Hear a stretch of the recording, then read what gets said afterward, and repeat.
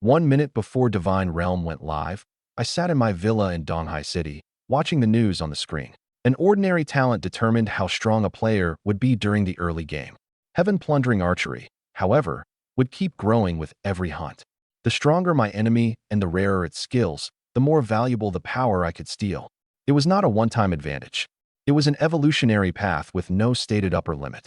The system gave me no more time to study it and immediately prompted me to create my character. Please enter your in-game name. Evernight. Please select your starting class: warrior, knight, assassin, archer, mage, priest, or summoner. Archer. I had been an archer in my previous life, so all my shooting and combat experience could be carried over directly. More importantly, heaven-plundering archery had to be triggered through archery. There was no second choice. The starting class was only a 1-star common archer. Each time I leveled up, all 4 primary attributes would increase by 1, and I would receive 1 additional free attribute point. Its class talent was Keen Vision, which increased vision range by 5%. Its starting skill was Power Shot, which dealt physical damage equal to 10 plus 3 times my strength, had a 3-second cooldown, and cost 10 mana. Once character creation was complete, I opened my status screen. ID, Evernight. Class, Apprentice Archer. First class advancement available at level 20. Level 1. Health, 220. Mana, 220. Attributes, Strength 11, Vitality 11, Agility 12, Spirit 11. Attack speed, 0.76 attacks per second. Attack, 22. Luck, unknown. Charisma, 92. Average human charisma is 71. Physical defense, 11. Magic defense, 5. My only equipment consisted of a novice wooden bow, cloth shirt, cloth shoes, and cloth pants. Health and mana were calculated as 20 times vitality and spirit respectively, while attack was twice my strength. Agility affected movement, attack speed, and attack range. The numbers were exactly the same as in my previous life. The only change was the supreme grade talent capable of breaking through the world's limits. I closed the status screen and headed toward the temple exit. From this moment on, I had to turn every opportunity in my memories into my own strength. I was teleported to Koro Village in the northeastern region of the Light Empire. This was a novice zone for players from Dragon Country, and people whose real-world locations were close to one another would be assigned to the same village. The instant the servers opened, columns of teleportation light began flashing across the Resurrection Plaza. Players packed the streets. Some tested how real everything felt, some discussed their talents, and others stared endlessly at the NPCs surrounding them. I did not stop. The system first gave me a novice quest to visit 5 NPCs. The base reward was only 50 experience and 10 silver coins, but I needed to use the route to complete another part of my preparations. Players could not simply purchase currency from Divine Realm. Gold coins could only be traded between players. Drop rates were extremely low at launch, and the exchange rate between gold coins and real-world currency briefly reached 1 to 300. Many hidden quests also required large amounts of gold. If I purchased too much currency through third parties, it would not only cost a fortune, but might also expose my real-world identity. Fortunately, I knew a faster way. After completing the visitation quest, I received the reward, along with 5 minor health potions and 5 minor mana potions. I then walked into the village shop. The novice quest was not difficult, but while other players were still crowding around the plaza and studying their interfaces, its 50 experience and supplies had already put me one step ahead. More importantly, the final NPC I had to visit was located near the shop, so it did not delay my plan. 2 squads of level 20 elite militiamen patrolled the route. If novice players attempted to rob an NPC inside the village, they would simply be killed on the spot. That also explained why Pickle dared to openly operate as a lone shark. He was not without protection. The owner, Pickle, greeted me with an exceptionally warm smile. "Adventurer, my shop carries everything you could need. What would you like to buy?" I knew what lay behind that smile. In my previous life, he had used all kinds of tricks to swindle large numbers of novice players. Later, one player returned to the novice village after reaching level 20 specifically to kill him. And right now, I intended to exploit his greed. "Boss Pickle, I'd like to borrow some money from you." His smile vanished at once. "No loans. Hear my terms first. I'll sign a system contract and pay you 10 times the principal and interest 10 days from now. A contract protected by the system could not be violated. Any player who broke one would have their account deleted and would not be allowed to enter the game again for a month." Once Pickle confirmed that I was not joking, His expression quickly changed. Are you sure? The system will enforce the contract. Are you still worried I'll run away? Pickle's smile returned. He deliberately warned me that the debt coming due in 10 days might cost me my account. I acted like a new player desperate to seize an early advantage and completely unconcerned about the consequences. 1,000 gold coins at most. Then I'll borrow 1,000. He had probably already decided I was prey delivering itself to his door. We signed the contract on the spot. The system stated the terms clearly. I would receive 1,000 gold coins and would have to repay Pickle 11,000 gold coins before the deadline. Several nearby players heard the amount and immediately said I had lost my mind. At the current purchase price, 10,000 gold coins were worth at least 2.5 million in real-world currency. Some urged me to cancel the contract immediately, while others waited to laugh at me in 10 days. Pickle looked even more pleased when he heard them. He personally handed over the gold, afraid that I might suddenly change my mind. I offered no explanation.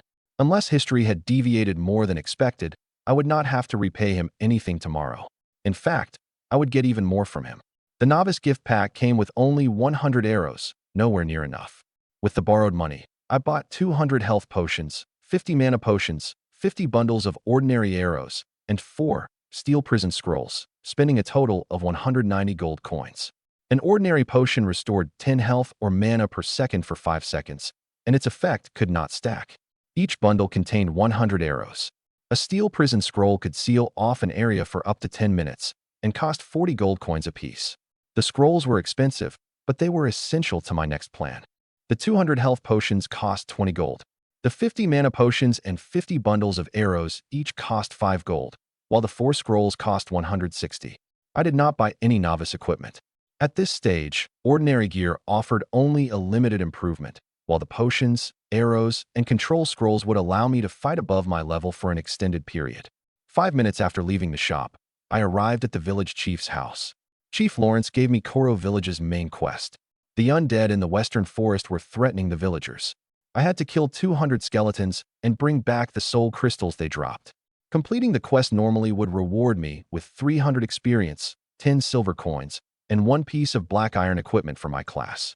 Equipment drop rates in Divine Realm were extremely low.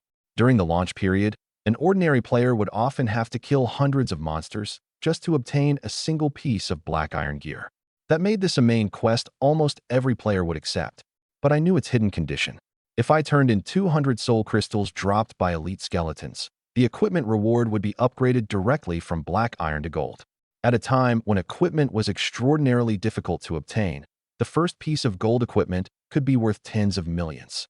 In my previous life, an elite player from the Fading Cloud Guild had risen rapidly because of this hidden reward. The problem was that elite skeletons were far stronger than ordinary skeletons. The hidden condition was not listed on the quest screen, so a normal player would not only avoid challenging them, but might submit their elite crystals as ordinary quest items without ever realizing their value. This time, the opportunity belonged to me. With my current attributes, I could not defeat an elite skeleton yet. My next step was to level up while testing just how much growth Heaven Plundering Archery could give me. Carrying my potions, arrows, and steel prison scrolls, I left the village and headed straight into the wilderness. The plains outside the village were already packed with players. I moved away from the crowd and found more than a dozen level 1 wild boars in a relatively open area.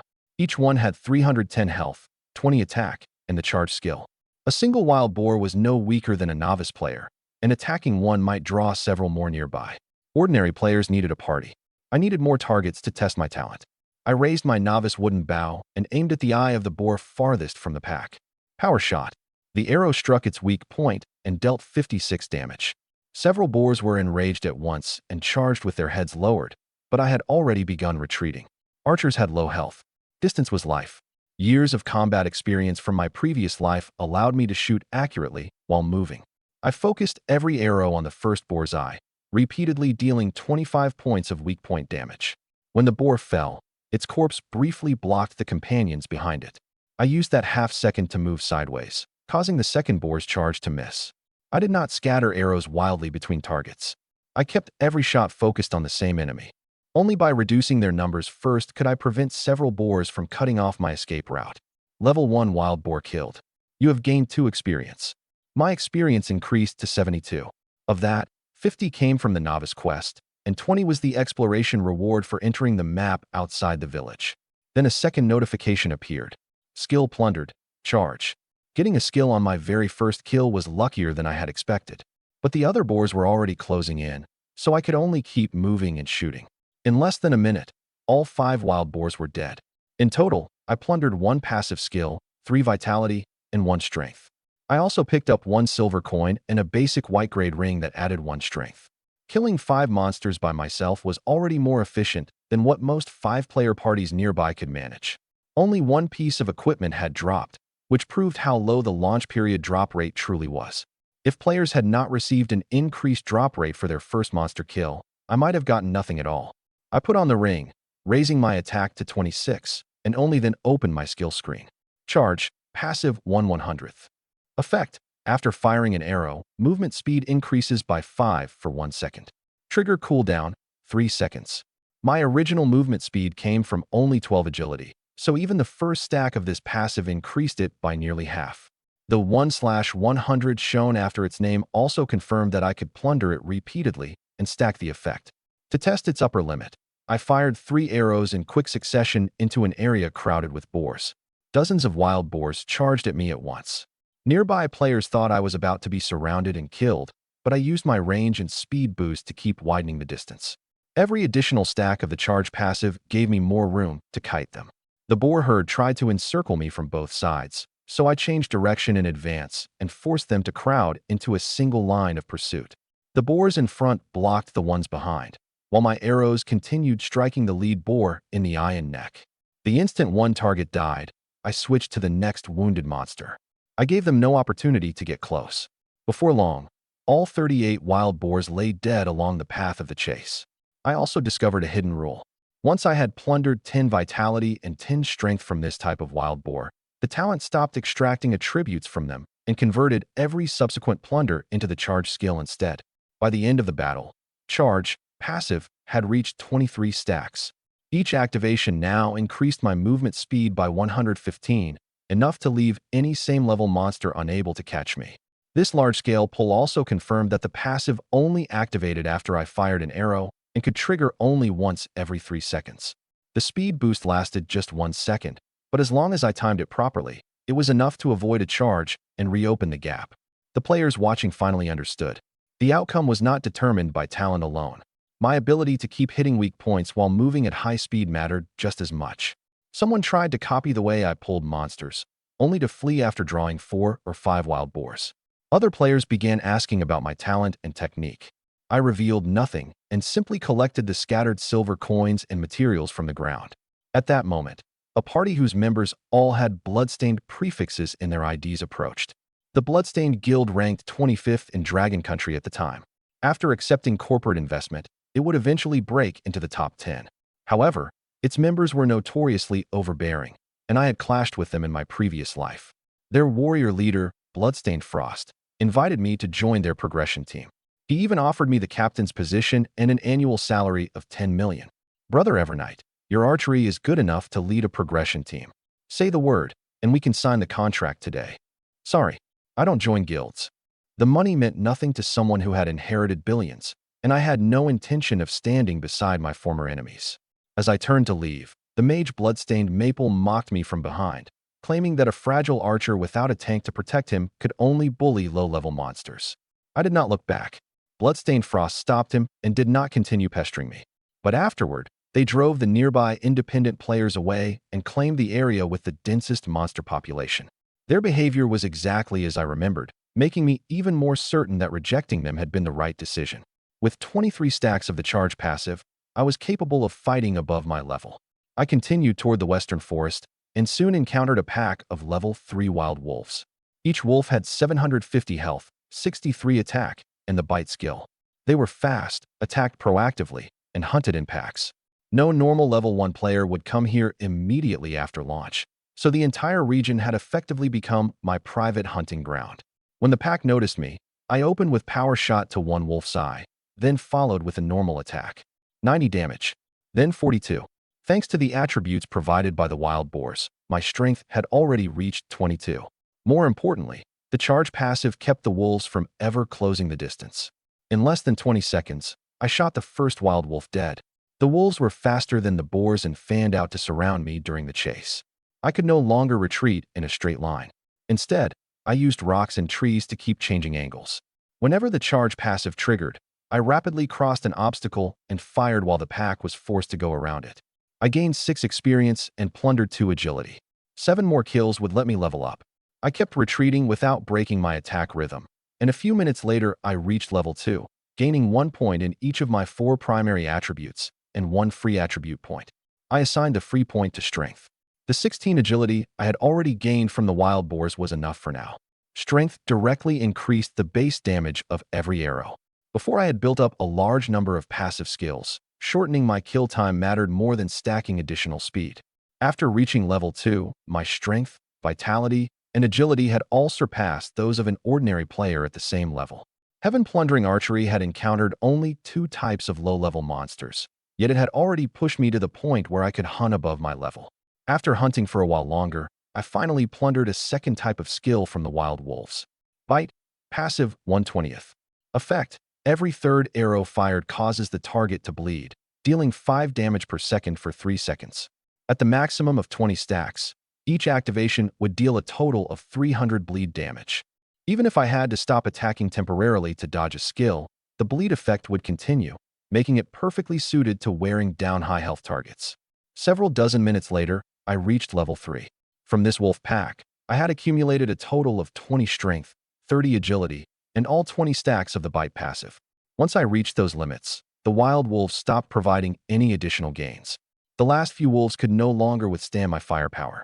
My arrows were landing noticeably faster, and the bleed effect finished off whatever health remained. After confirming that no more plunder notifications appeared, I stopped farming immediately. There was no reason to waste time on targets that gave me nothing. My loot consisted of only 13 silver coins and 2 pieces of basic white-grade warrior gear. The major guilds were competing for the achievement of being the first to reach level 10. Although the equipment was ordinary, I could still sell it to players in a hurry to progress and recover the cost of some supplies. I planned to sell the gear near the village entrance before heading to the western forest for the main quest. But when I encountered another group of level 1 wild boars on the way, I stopped. The charge passive was not yet fully stacked. The low-level monsters no longer gave experience, but the full 500 points of burst movement speed would be crucial to my next plan. A few minutes later, I completed the remaining stacks. Charge, passive, 100/100ths. After firing an arrow, movement speed increases by 500 for 1 second. Cooldown, 3 seconds.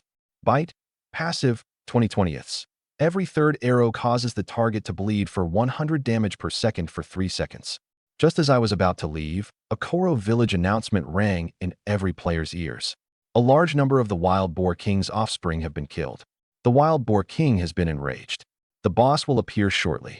It was half an hour earlier than in my previous life. My hunting had clearly changed history. The memories from my rebirth were not a permanently accurate timetable. The larger the impact of my actions, the more likely the future was to deviate from my previous life. From now on, I had to use my intelligence while remaining ready to judge changes on the spot. A roar erupted from the center of the plains. A black boar 5 meters tall materialized out of thin air, its hard bristles rising like rows of steel spikes. I immediately used Inspect. Wild Boar King, Bronze Lord. Level 3. Health, 96,000. Attack, 480. Skills. Iron Skin. Increases defense and health by 20%. Frenzied Charge. Charges at high speed and deals massive physical damage. Roar. Stuns nearby enemies for 3 seconds. An attack of 480 was enough to kill almost every current player in a single hit, and nearly 100,000 health placed it far beyond an ordinary monster. If Frenzied Charge struck me head-on, my current health would not be enough to survive. Worse, the plains did not have enough cover, and the surrounding area was filled with players waiting to steal the last hit. I not only had to survive this battle, but also had to keep the boss under my control and within my attack rhythm at all times. Every player on the plains crowded toward it anyway. Some argued over who would claim the first kill. Others shouted for their guild members to assemble. Independent players were already charging ahead. With no death penalty, they had nothing to fear. If someone happened to land the final blow, they could become famous overnight. No guild anywhere in the world had yet secured a first boss kill. The Wild Boar King represented rare equipment, and an opportunity that would be broadcast across the entire world. and I knew that its first kill reward contained something even more important than equipment. When the first group of independent players rushed the Wild Boar King, I remained at the back of the crowd. There was no death penalty during the novice period, so they were willing to wear the boss down with sheer numbers. The Bloodstained, Heavenly Blade, Light Wing, and Fading Cloud guilds did not act immediately. They allowed the independent players to lower its health first. I stood not far from the Bloodstained guild and could clearly hear Bloodstained Frost giving orders. Once the boss was nearly dead, Bloodstained Maple would use his talent to reduce its attack and defense to 20% of their normal values. Then the guild's progression team would claim the final blow. They wanted everyone else to pay the price while they walked away with the first kill. Heavenly Blade, Light Wing, and Fading Cloud had the same plan. The teams watched one another warily, yet shared an unspoken agreement not to use their core skills too early. Whoever revealed their trump card first might simply create an opening for a rival guild. I was waiting for the same moment. The first boss kill would reward a life essence. Only by using an item like this could a player synchronize their in-game power with their real body. Under normal circumstances, the special dungeons that dropped life essences would not open until the middle stages of the game. At launch, they could be acquired only through extremely limited channels such as global announcements. I had to obtain this one. Hundreds of different attacks struck the Wild Boar King. Most dealt between 0 and 5 damage. The occasional double-digit hit still did little against its nearly 100,000 health. The crowd was too dense, causing ranged attacks to frequently hit other players by mistake. The scene looked chaotic, but the overall damage continued to accumulate. The major guilds maintained their formations. They neither helped the independent players nor allowed other teams to approach the most advantageous positions. The Wild Boar King unleashed Roar, stunning every nearby player for 3 seconds. It followed with Frenzied Charge and tore through the crowd. Almost everyone it struck took more than 900 damage and instantly dissolved into white light before returning to the resurrection point. The gaps were quickly filled by the people behind them. The battle lasted roughly half an hour. Players died, returned, and resumed their attacks over and over until they finally ground the Wild Boar King's health below 3,000. During that time, it used Roar and Frenzied Charge repeatedly, clearing huge sections of the surrounding area with every activation. That also made its attack pattern easy to read. It would raise its head and gather power before Roar, then paw the ground with its front hooves before charging. I committed every movement to memory in preparation for the moment I stole its aggro. The major guilds began moving forward. I fired 3 arrows before any of them could act, aiming every shot at the Wild Boar King's eye. 122 weak point damage. 2 hits of 38 weak point damage. The third arrow also triggered the fully stacked bite passive, inflicting a 100 damage bleed. At the same time, Charge gave me a 500-point burst of movement speed. In that instant, I became the player dealing the most damage per second and successfully stole the boss's aggro. The Wild Boar King turned and charged at me. I retreated while firing, drawing it toward an empty area on the right. Thousands of players and several guilds chased behind us, but none of them could catch me with the speed boost active. Whenever it raised its head to use Roar, I moved beyond the skill's range in advance. Whenever it lowered its head to charge, I used my 1-second burst of speed to change direction laterally. The players following behind did not dare get too close, afraid that the boss would send them back to the resurrection point first. I kept the Wild Boar King outside the danger zone at all times. My ordinary arrows did limited damage, but the bleed that triggered every third shot steadily consumed its last remaining health. When only a sliver remained in its health bar, I stopped making normal attacks and calculated the damage over time effect and the arrow's travel time. The ranged classes from several guilds had already entered attack range. If I delayed by even 1 more second, someone else might steal the final blow. Power shot. The heavy arrow buried itself in the Wild Boar King's eye. Its massive body slid forward for some distance before crashing to the ground. The global announcement immediately sounded 6 times in succession. Player, Evernight, has become the first player in the world to kill a boss. Rewards: 100 gold coins, 1,000 reputation, 1 life essence, and 1 silver chest. The global channel was instantly flooded with messages from players in every country. Some accused me of cheating, while others celebrated Dragon Country's first kill. None of it mattered to me. The life essence was already in my inventory, which meant my plan had officially taken its first step forward. Top foreign guilds had also been attacking bosses in their respective novice zones. My name suddenly appearing in 6 global announcements on the first day of launch had stolen everyone's attention. Fame was a resource, but it would also breed hostility. I would have to act with greater caution from now on.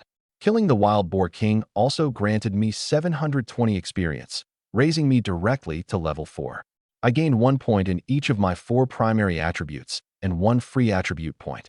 Heaven Plundering Archery plundered a rare skill from the boss as well. Iron Skin. It had come from a Bronze Lord and had been marked by the system as a rare skill. I would have to leave the crowd before I could safely examine how Heaven Plundering Archery had converted it into a passive ability. The corpse also dropped 140 silver coins, 1 Black Iron Warrior skill book, 1 piece of Black Iron Warrior equipment, 1 bronze longbow, and several pieces of basic white-grade material. I quickly collected all the loot. When I looked up, Bloodstained Frost had already surrounded me with guild members. Now that I had taken the first kill, they clearly had no intention of letting me keep the boss's drops as well. As the Bloodstained Guild surrounded me, I first equipped the gear I had just obtained. Beastbone Longbow, Bronze. Strength plus 10, Agility plus 3, Critical hit rate plus 3%. Requirement, Level 3 Archer. After replacing my Novice Wooden Bow, my strength reached 58.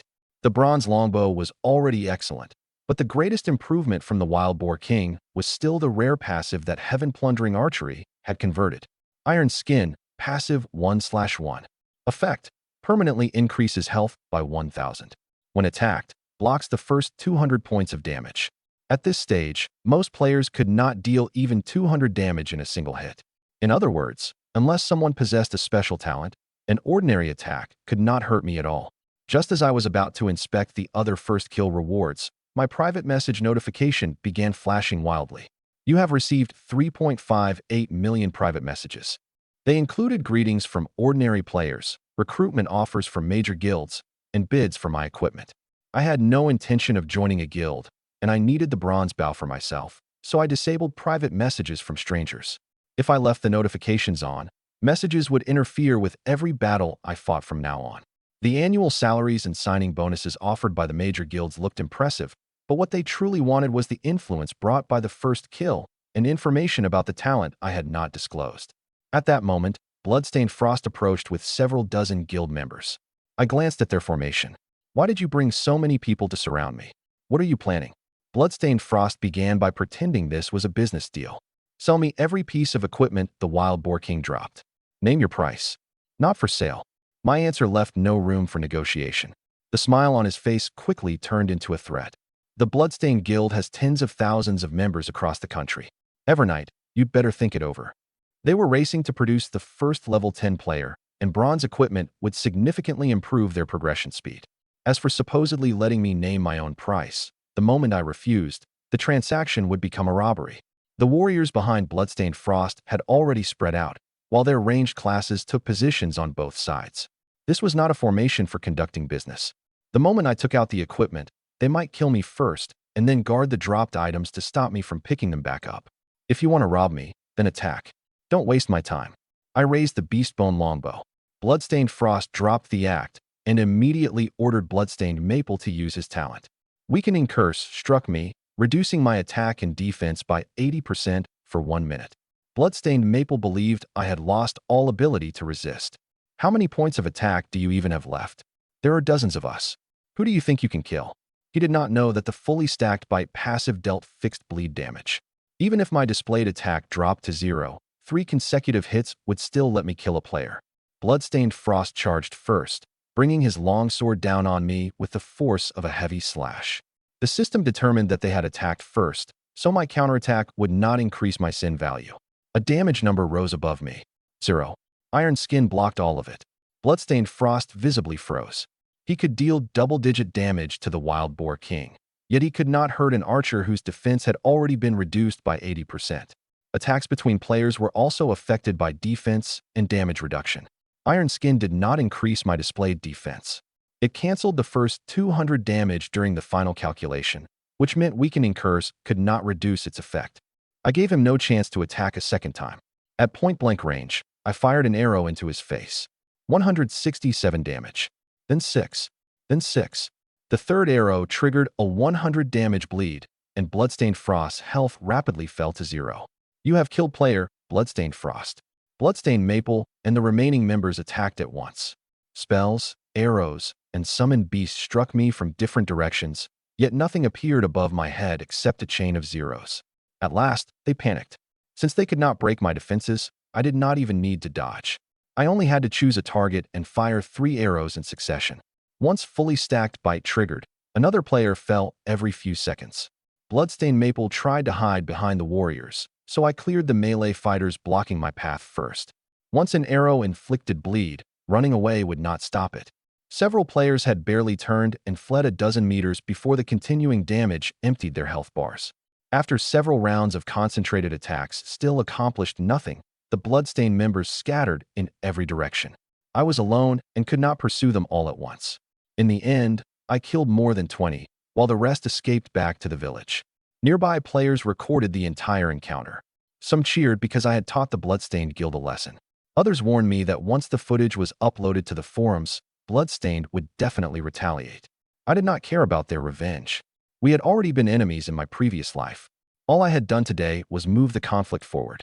On my way back to the village entrance, I opened the silver chest from the world's first kill reward. You have obtained 500 gold coins. You have obtained Hunter's Gloves, silver. The gloves increased strength by 10, agility by 8, defense by 5, and critical hit rate by 5%. They required a level 4 archer. This silver item alone would currently sell for no less than 10,000 gold coins. I equipped it immediately, raising my critical hit rate to 8%. At level 4, I now had 1,480 health and 280 mana. My attributes were Strength 68, Vitality 24, Agility 56, and Spirit 14, with an attack speed of 2.99 attacks per second. The Wild Boar King had also dropped a fair amount of ordinary material, but none of it was worth mentioning compared with the silver chest. The 500 gold coins recovered most of what I had spent on steel prison scrolls and ensured I would not have to worry about consumable expenses for the time being. My current attributes were already enough for me to enter the Dark Forest and hunt the elite skeletons required by the main quest. Finally, I took out the most important item from the first kill rewards. Life Essence Special. Upon use, synchronizes 5% of your enhanced in-game attributes with your real-world body. A maximum of may 20th be used. 20 life essences would synchronize 100% of a player's attributes. As the first one to appear anywhere in the world, it might fetch tens or even hundreds of billions if placed at auction. But I had no shortage of real-world money, and I would never surrender my lead for cash. I used the essence on the spot. The feeling of power entering my body was not intense. I would have to log out before I could verify the changes in the real world. 3 guilds, Fading Cloud, Gale, and Moonshadow, arrived at the village entrance. Fading Cloud and Gale originally ranked 12th and 19th on Dragon Country's guild leaderboard, while Moonshadow was a mid-sized guild made up largely of lifestyle players. But I knew how valuable Moonshadow would become. After accepting investment from the Moonsea Group, it did not compete with other powers for elite combat players. Instead, it consolidated dozens of lifestyle guilds and recruited the best crafting, gathering, and business talent. Several years later, Moonshadow would become the wealthiest guild in the world and a supplier every major power wanted as a partner. Fading Cloud's guild leader, Fading Cloud Tianshang, explained his purpose first. He wanted to purchase the boss drops I could not use, and his tone was far more reasonable than the Bloodstained guilds. Fading Cloud Tianshang was well known in Donghai City's gaming community and had never become my enemy in my previous life. Gale's guild leader, Towering Gale, kept watching the equipment in my hands. Both men had brought their core members, but they maintained enough distance and did not arrange themselves in a formation meant to force a transaction. Fine. Highest bidder wins. Moonshadow's representative, Moonshadow She, said she was interested only in boss materials, equipment blueprints, and potion formulas. I did not have a blueprint, but the Wild Boar King had dropped a strength potion formula. A potion that temporarily increased strength would inevitably be in short supply at launch. I displayed both the formula and the Wild Boar King's corpse. The corpse could be dismantled into materials for crafting equipment and potions. A lifestyle guild understood its value better than a combat guild. Once Moonshadow She saw the formula's effect, her attention immediately shifted from the corpse to the potion. After reading the effect, she offered to pay in real-world cash. I only accept in-game currency. Moonshadow had only just entered Divine Realm, and its gold reserves were clearly insufficient. While she hesitated, I offered a second option. You can have the formula, and my payment will be a share of the potion's sales. Moonshadow needed a signature product to expand its influence. A long-term partnership like this would be worth more than a one-time sale. While she contacted the guild's senior leadership, I took out the other two pieces of loot. Double Strike Skill Book, Black Iron. Savage Beast Armor, Black Iron. Fading Cloud and Gale began bidding immediately. At this stage in my previous life, an ordinary piece of black iron equipment would have been worth no more than 5,000 silver coins. But this was the first publicly revealed black iron armor in the novice village, and it would affect a guild's leveling speed. The price quickly became irrational. A wealthy second-generation player, named Sitting Alone on the Peak, raised the price to 10,000 silver coins. Towering Gale continued increasing his bid, deliberately forcing Fading Cloud Tianshang to pay more. Gale doesn't have a top-tier warrior. What would you even do with the armor? Fading Cloud Tianshang tried to make his opponent withdraw. Towering Gale openly admitted that he simply wanted Fading Cloud to spend more. The price climbed from 15,000 to 20,000, and neither side stopped first. In the end, Fading Cloud bought the Savage Beast armor for 200,000 silver coins, while Gale paid 150,000 for the skill book. 350,000 silver coins were equal to 3,500 gold coins, nearly 1 million in real-world currency. Both guild leaders added me as a friend, clearly hoping to receive priority when I had equipment to sell in the future. The proceeds far exceeded the equipment's normal value, yet the price made sense in the competitive environment at launch. The first publicly revealed black iron item did more than provide attributes. It could also serve as advertising for the guild. Whoever obtained it could prove their financial resources and progression strength to potential recruits. Moonshadow, she returned with an answer as well. The guild accepts the revenue-sharing arrangement. We can give you 15%. I held up 3 fingers. I want 30%. She refused immediately and began explaining the cost of ingredients and manufacturing. I cut her off and added my real bargaining chip. That 30% doesn't buy only the formula. I'll also tell you the main sources for every ingredient used in strength potions throughout the Light Empire. The formula merely proved that Moonshadow had the right to produce the potion. A stable, inexpensive supply of materials would determine how much profit they could make. The Heart of Reincarnation had made the memories of my previous life exceptionally clear, and I remembered every one of those coordinates. Moonshadow, she agreed, asking only that a system contract guarantee the accuracy of the information. After the contract was signed, she paid another 50,000 silver coins for the Wild Boar King's corpse and the remaining materials. Just as she was about to leave, she cautiously asked whether I knew the locations of any other medicinal ingredients. Most of them. Would Moonshadow like to buy those too? It'll cost you extra. She was not offended. Instead, she laughed and agreed, saying she hoped we could continue working together. Moonshadow controlled the manufacturing channels, while I possessed future intelligence. As long as our interests aligned, this relationship would be more useful than temporarily joining any combat guild. I did not sell every coordinate at once. Only by continuing to provide updated intelligence could I keep Moonshadow dependent on our long-term partnership. Once they established gathering teams and production lines, my revenue share would provide a steady flow of gold without forcing me to waste time managing the operation myself. After completing the transactions, I hurried to the dark forest west of Koro Village. The region had once been an ancient battlefield and bordered the Dark Empire. The bones buried beneath the ground had long since transformed into undead. The Knights of Light could hold only the major routes, which was why the village chief had issued an extermination quest. The final main storyline deeper in the forest would not open until most players had reached level 10. More than half an hour later, I entered the forest. The sound of bones colliding rose constantly from the ground as level 5 skeleton soldiers crawled out of pits and surrounded me. An ordinary skeleton soldier had 1,300 health, 90 attack, and the heavy slash skill. Killing one also yielded a soul crystal, but ordinary crystals could only earn the black iron quest reward. I wanted elite crystals and gold equipment. Only a handful of gold items had appeared publicly anywhere in the world during the early launch period. I intended to exchange elite crystals for a gold reward. I absolutely could not turn in ordinary crystals and complete the quest too soon. Before searching for the elite spawn point, I decided to extract every possible attribute from the ordinary skeletons. As soon as my first arrow landed, the charge passive immediately opened the distance. Skeletons moved slowly, and one fell every 3 or 4 seconds. Skeletons had no eyes for me to target, so I aimed for their neck vertebrae, knee joints, and the arms gripping their weapons. Destroying a joint did not directly increase system-calculated damage, but it interfered with their pursuit and sword swings, making it harder for the undead mob to surround me. After killing more than a dozen, I first plundered spirit and then obtained a new skill. Heavy Slash, passive, 1 out of 100. Effect, after entering combat, the first arrow deals 50 additional damage.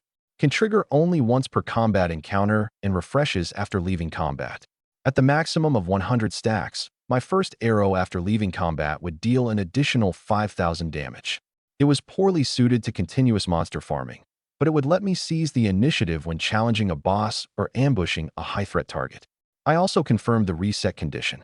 The system would not consider me out of combat until I had neither attacked nor taken damage for 20 seconds.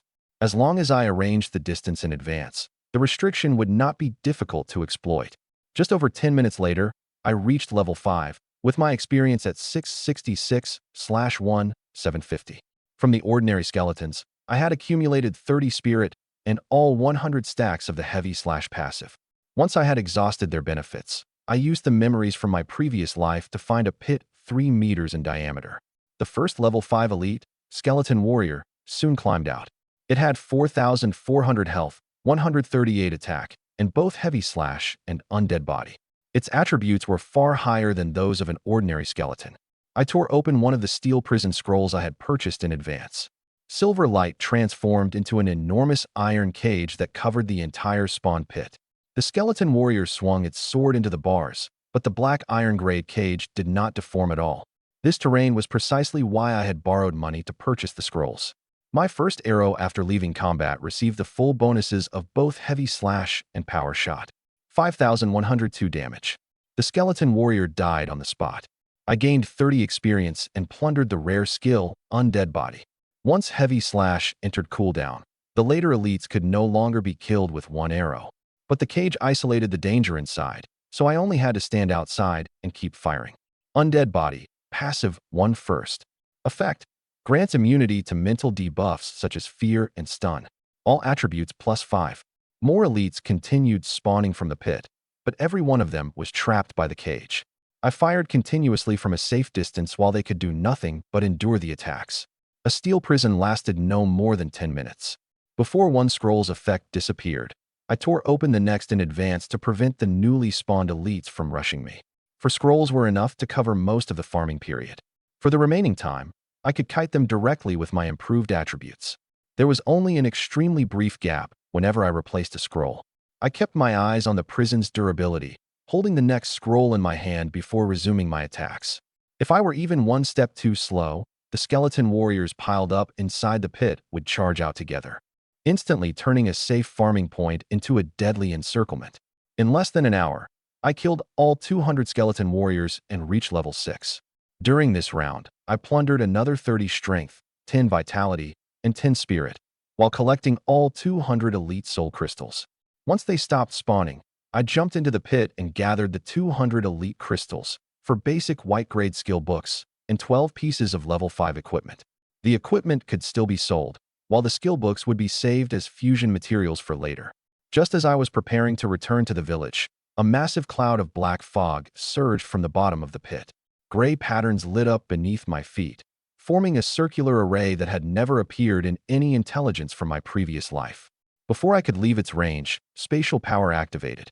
My vision flashed, and I vanished from the pit. When the teleportation ended, I found myself in an underground cavern. Pale blue crystals embedded in the stone walls lit up one after another, illuminating a space hundreds of square meters in size. My map coordinates had not changed, which meant I was still beneath the original spawn point, only deeper underground. The array on the floor trembled again. A humanoid skeleton holding a bone bow appeared 100 meters away. Skeleton Hunter Cade, Bronze Lord. Level 6. Health 150,000. Attack 800. Its skills included Hunter's Instinct, which could predict an enemy's next movement, Dark Arrow Rain, which damaged targets across a wide area, and Nightfall, which blinded nearby enemies with black fog for 3 seconds. In life, Cade had been a famous sharpshooter of the Light Empire. To save his cursed daughter, he sacrificed his soul and became the slave of the undead Archmage Noyes. That description meant Cade was not an ordinary guard. He was part of the final main storyline. His daughter and the reason for his sacrifice were likely connected to later quests. I memorized the information instead of dismissing it as useless background. A Koro village announcement simultaneously notified every player that a boss had appeared in the dark forest, but its entrance was hidden underground. Even if people outside hurried over, they would not be able to find this place. What concerned me even more was Noyes. He was supposed to be the boss of Koro Village's final main story dungeon. In my previous life, the Fading Cloud player who discovered the elite spawn point had publicly revealed the hidden quest method during an interview. He had also killed 200 skeleton warriors, but he had never mentioned a teleportation array. Perhaps he concealed what happened afterward, or perhaps the array activated only under special conditions. Cade gave me no more time to think. Those who trespass upon this forbidden ground will be killed without mercy. A dark arrow flew straight at me. I fired first to trigger charge, then moved laterally and avoided the attack. The arrow struck the stone wall and blew out an enormous crater. With 800 attack, I could not afford to make repeated mistakes. I countered with power shot, simultaneously triggering the fully stacked heavy slash. Cade seemed to predict where the arrow would land, but its body could not complete the dodge in time.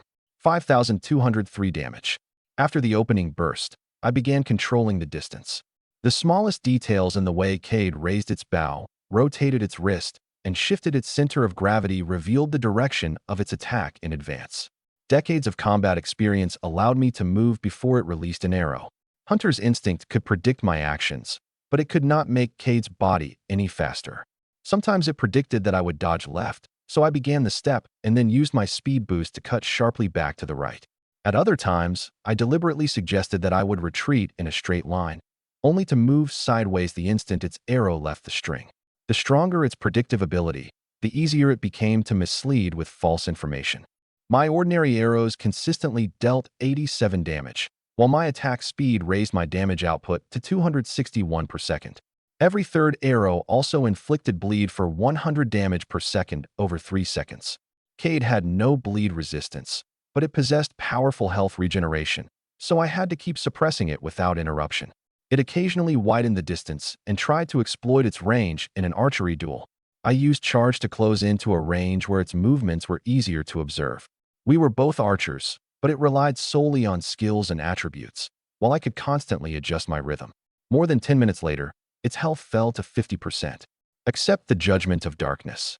One arrow split in midair into hundreds upon hundreds of streaks of black light, covering most of the cavern. I could not leave the affected area in time and was struck by 3 arrows in succession. 3 hits of 460 damage dropped my health from 1,820 to 440. Without Iron Skin blocking 200 damage from every hit, I would already have died. I immediately drank a health potion and kept moving, denying Cade a chance to land the fatal shot. When Dark Arrow Rain ended, energy arrows covered the cavern floor, temporarily blocking some routes.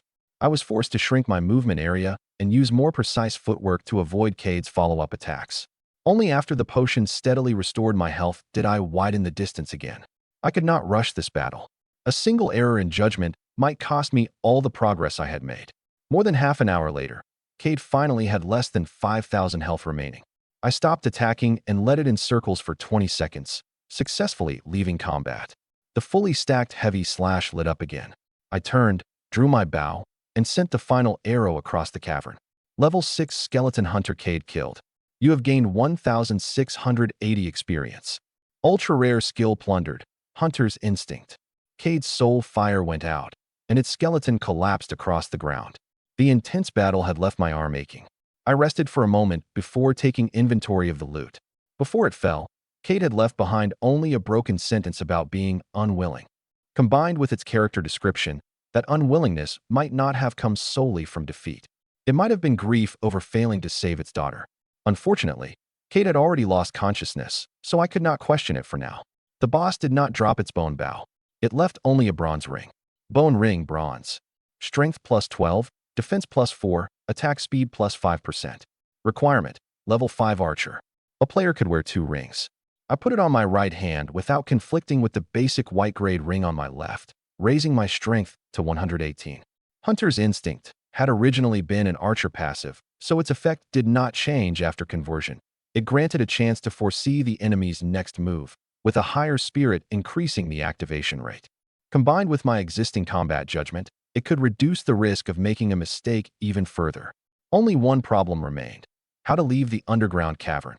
I was unwilling to kill myself to return to town, because some special areas resurrected players at the same location after death. As I searched for an exit, an old voice sounded behind me. "Young man, you are quite impressive." I spun around. A black throne had appeared out of thin air. Several mithril chains wrapped around it, binding an ugly old man firmly in place. I recognized him. The undead Archmage Noyes had appeared before me, before the final main storyline had even begun. In my previous life, after the final main storyline began, Noyes would break free from the seal, transform into a lich, and lead an undead army in an attack on the Knights of Light's encampment. Koro village had nearly been destroyed as well. I had been the one to end that battle.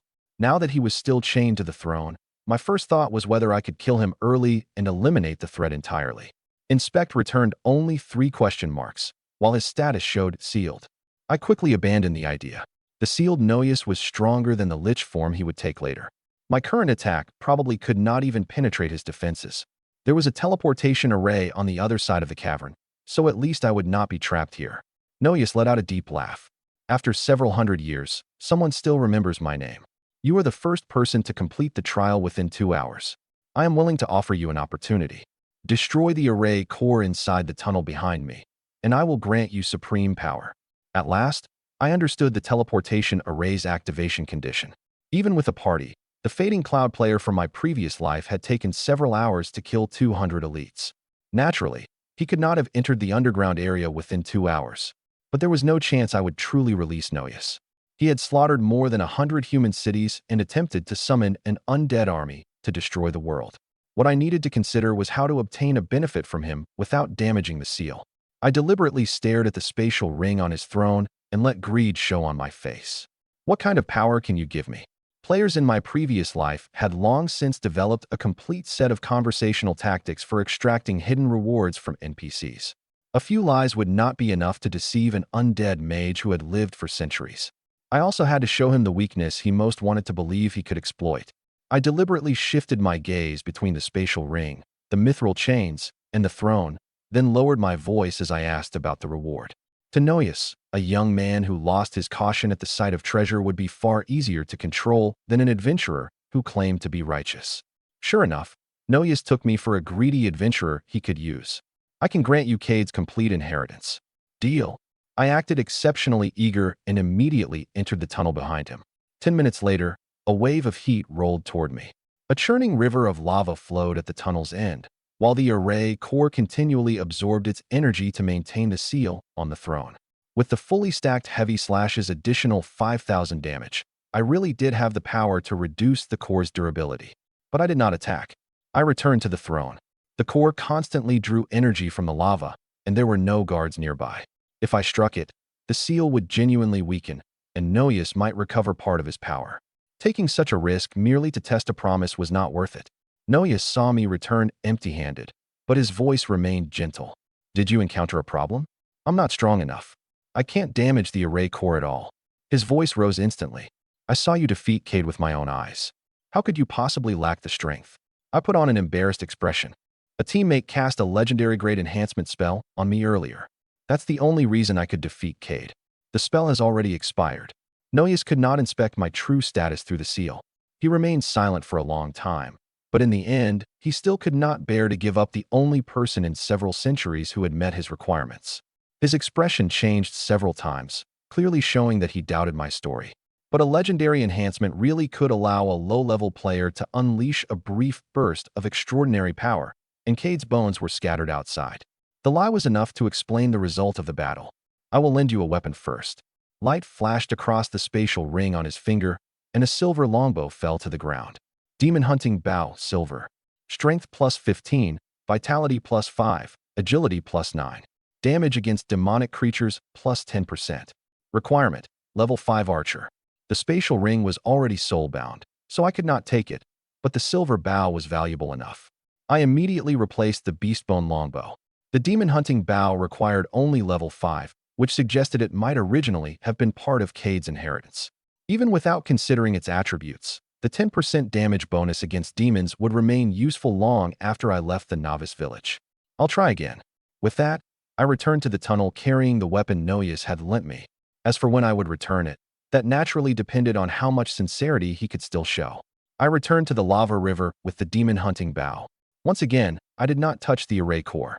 I simply turned around and went back to the throne cavern. When Noyes saw me, he finally lost control of his expression. Why are you back again? I held my fingers a tiny distance apart. I'm still just a little short on power. Only this much. He stared at me, nearly erupting in anger on the spot. But the mithril chains and seal kept him from leaving the throne, and I was the first person in several centuries to complete the trial within 2 hours. If he wanted to escape, he could not drive me away now. After a moment of silence, Noyes forced down his anger. I no longer have any magical equipment suitable for you, but I do have a gold skill book. I hope you do not disappoint me again. At this stage of the game, a gold skill was even rarer than a silver weapon. I put on a delighted expression and promised to do everything I could, although I had already decided to quit while I was ahead. If I used the same excuse a third time, Noyes would become completely suspicious.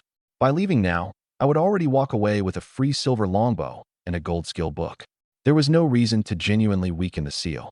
Once the skill book landed in my hands, I did not head back toward the lava tunnel. Instead, I walked directly to the teleportation array on the left. I did not inspect the skill book in front of him. As long as its golden glow was genuine, the system would not allow Noyes to disguise an ordinary item as something else. Putting the reward into my inventory first also prevented him from taking it back while I hesitated. Noyes immediately asked, "Young man, have you gone the wrong way?" No. I stood in the center of the array and looked back at him. Thank you for the weapon and the skill book. As for the array core, you should let it keep running. Noyes finally realized that I had deceived him. Human, you have no honor. You've slaughtered more than 100 cities and sworn allegiance to the god of death. My judgment isn't so poor that I keep my word to someone trying to destroy the world. His face twisted completely. He swore that once he escaped, he would kill me. The mithril chains shook violently as he struggled. Sealing patterns lit up from the base of the throne, forcing the leaking undead power back into his body. The reaction further proved that he could not attack me directly across the array. We'll talk when you can actually leave the throne. I activated the array. Just before its light covered my vision, I saw gray mist surge from the depths of the cavern and seemingly condense into a shadow before the throne. An unfamiliar voice had only just begun to speak when the spatial teleportation cut off the rest of the scene. I heard only half a sentence. Now, are you willing to accept? When I opened my eyes again, I was back in the skeleton spawn pit in the dark forest. Noyes' rage and that cloud of gray mist showed that the underground seal contained another power I did not understand. I could not return to investigate for now, so all I could do was remember the anomaly. The Koro village announcement had drawn a large number of players into the forest. They were still searching for a boss whose entrance did not exist anywhere on the surface. As soon as I climbed out of the pit, a 10-player party happened to pass by. Most of them were level 4 or 5 and had already replaced part of their novice equipment. Under normal circumstances, a 10-person party really was capable of surrounding and killing a lone archer. It was no surprise that the silver weapon quickly gave them ideas. A mage named Song Jia first asked why I had been inside the pit. Then everyone's eyes fell on the demon-hunting bow. The glow of a silver weapon could not be concealed. Divine Realm had a dangerous rule. Killing another player forcibly dropped the victim's most valuable equipped item, along with 10% of their money. The 10 players exchanged glances. Greed was written across their faces. Song Jia blocked my path. Hand over the silver bow, and we'll escort you safely back to the village. Otherwise, you can return to the resurrection point by yourself. Are you sure you want to rob me? There are 10 of us, and you're only. Before he could finish, I drew my bow. My first arrow after fully stacked heavy slash refreshed pierced his chest. 5,215 damage. Song Jia died on the spot. The system confirmed that they had issued the threat and entered a hostile state first, so my counterattack would not increase my sin value. The expressions of the remaining 9 changed instantly. Their leader, Raging Sand, attempted to push all the blame onto Song Jia, claiming that no one else had attacked. I did not believe him. If I had been an ordinary player, they would already have taken the demon-hunting bow. Before Raging Sand finished speaking, I shot down the priest preparing to cast a spell, then dealt with the 2 archers. The melee fighters had barely started charging when my charge passive carried me out of their skill range. Hunter's instinct warned me several times about spells coming from the side. I needed only small movements to avoid them. Before the party could spread out, its members fell one after another. Nearby spectators saw my opening arrow deal more than 5,000 damage and no longer dared approach. I asked whether anyone else wanted to rob me, and everyone quickly withdrew from the spawn point. The 10 players dropped 6 pieces of basic white-grade equipment, 3 basic white-grade skill books, and 1 common item in total. They were somewhat wealthier than the Bloodstained members from yesterday. I had no use for any of it, so I could sell everything together after returning to the village. The force drop rule took only the victim's most valuable item and part of their money. It did not empty the entire inventory. Those 10 players had clearly farmed monsters through the night to accumulate their basic equipment. Their greed had delivered all that effort directly into my hands. After confirming that the area was safe, I took out the gold skill book Noyes had given me and learned it on the spot. Thundershot, gold. Level 1. Effect. Condenses lightning into an arrow, paralyzing the target for 2 seconds and dealing lightning damage equal to 300 plus Strength x 3 plus Spirit x 4. Cooldown, 9 seconds. Cost, 200 mana. It combined high damage with 2 full seconds of hard crowd control.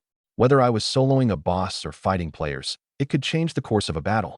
The 200 mana cost was extremely high for an ordinary novice, but the spirit I had plundered from the skeletons would allow me to use it multiple times. Its 9-second cooldown was also much shorter than Blink's would be, allowing repeated use in a single boss fight. More importantly, the first player in Divine Realm to obtain a gold skill would activate the skill leaderboard and receive a world-level reward. System notifications were already gathering in my ears. The global announcement rang out 6 times in succession. Player, Evernight, has become the first player to obtain a gold skill. Rewards, 500 gold coins, 2,000 reputation, 1 life essence, and 1 medium skill experience talisman. The global channel was instantly flooded in every language. Foreign players accused me of cheating, while players from Dragon Country countered with my boss first kill and gold skill. Some speculated that I possessed a mythic talent. Others compared me with Laffit, guild leader of the Angel Guild from Lighthouse Country. Laffit possessed a publicly known mythic talent and was a player heavily supported by Lighthouse Country. His Angel Guild had long ranked among the top 3 in the world. Naturally, claiming 2 global announcements before they could would make me a target, but public arguments would not change anyone's actual progress. I closed the channel and dealt with the rewards that truly mattered. The second life essence raised the synchronization rate of my real-world attributes to 10%. The medium skill experience talisman provided 100,000 skill experience. That experience could not increase my character level and could be spent only on skills. Ordinary skills would quickly become obsolete and were not worth the investment. Thundershot, however, deserved long-term development. I first spent 1,600 experience to raise it to level 2. I continued upgrading it and ultimately spent 57,600 points to bring the skill to level 4. Thundershot, gold. Level 4. Current skill experience, 42, 400/320,000. Effect. Paralyzes the target for 2 seconds and deals lightning damage equal to 1,200 plus Strength x 3.3 plus Spirit x 4.3. Cooldown, 8.4 seconds. Cost, 350 mana. With my current attributes, 1 arrow would deal 1,871 base damage, enough to instantly kill a same-level player wearing a complete set of black iron equipment. If I combined it with the fully stacked heavy slash after leaving combat, my opening burst would gain another 5,000 damage. The upgraded skill's mana cost had risen to 350, so I could not use it recklessly like a normal attack. My total mana was enough for several casts, but without mana potions, I had to reserve resources for crowd control and blink. All that remained was the gold quest equipment the village chief had promised. I returned to Koro village from the Dark Forest. Even at level 6, with movement speed far beyond what I had possessed at launch, the trip still took more than half an hour. Long-distance maps without teleportation points wasted too much time. I added a mount to my list of future objectives. When Chief Lawrence saw me return, he first asked whether I had completed the undead quest. I took out 200 elite soul crystals. After confirming that every crystal had come from a skeleton warrior, his manner grew noticeably more solemn. You destroyed an undead nest? You could put it that way. I did not mention the underground array or Noyes. That seal was connected to the final main storyline. Disclosing it recklessly might cause the village to send people to investigate early, creating another unforeseen change. The energy of 200 elite crystals was far stronger than that of ordinary quest items. After Lawrence verified them one by one, he put away the black iron reward he had originally prepared, confirming that I had successfully triggered the hidden completion method. The village chief then proposed a more difficult mission and promised a gold item as additional compensation. The system also notified me that accepting it would improve the original main quest's reward. I'm willing to help the village. It was not empty politeness. Hidden quests could both improve rewards and raise NPC affinity. The village chief's affinity toward you has increased by 30. Current affinity, 70. Once affinity reached 80, a player could usually purchase rare items from an NPC's private collection or receive a personal quest. Lawrence possessed several treasures I needed. I was only 10 points short. Affinity could not be increased without limit simply by giving gifts. The closer it came to 80, the smaller the gains from ordinary quests and conversations became. This hidden main quest had increased it by 30 in one step, making the affinity gain far more valuable than the visible reward. He brought a piece of golden leather armor out of the house. This equipment was awarded to me by the Empire. Now it belongs to you. The main quest, Exterminate the Undead, was officially complete. I received 1,000 experience, 10 gold coins, and one piece of gold equipment for my class. I also reached level 7, gaining 1 point in each of my 4 primary attributes and 1 free attribute point. I did not inspect the leather armor immediately. First, I asked for the details of the new mission. Yesterday, Koro Village's militia had discovered evidence of extensive undead activity in the Black Crow Mountains and suspected that a large nest had formed there. The Knights of Light had to hold the dark forest and could not spare manpower, so the chief needed me to enter the mountains and scout the area first. Leave the exploration to me. The system confirmed the new main quest, Explore the Black Crow Mountains. The quest meant that Koro Village's first dungeon was about to open. If I moved quickly enough, I might claim its first clear before any other power in the world even found a dungeon entrance. Only then did I inspect the leather armor. Imperial Glory Leather Armor, Gold. Health plus 400, Defense plus 20, Vitality plus 20. Restores an additional 5 health per second. Requirement, Level 5 Archer. The equipment increased health, defense, and recovery at once, perfectly compensating for the lack of a healer when I fought alone. I equipped the leather armor. The 20 Vitality would also convert into another 400 health, so the true increase was not limited to the 400 points listed on the item. Restoring 5 health per second looked insignificant, but during a long boss fight, it could save a huge number of potions. At the same time, the global equipment leaderboard was officially activated. The system's third global announcement could no longer be avoided. Player, Evernight, has become the first player to obtain a piece of gold equipment. Rewards, 1,000 gold coins, 3,000 reputation, 1 life essence, and 1 gold chest. Once again, the announcement played 6 times. Less than half a day after launch, my name had already sounded in the ears of players around the world 3 times. Even many players from Dragon Country began suspecting that something was wrong with the system. Some still were novice gear. Others had killed monsters all day without seeing even a basic white-gray drop. Yet the top entry on the equipment leaderboard was already gold leather armor. One player had just boasted about his black iron longsword in the channel when someone with a steel skill took it away. His furious shouting could be heard throughout the entire street.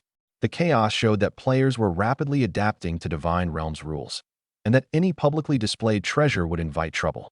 I left the village chief's house, rented a private room at Koro Village's inn, and set it as my resurrection point.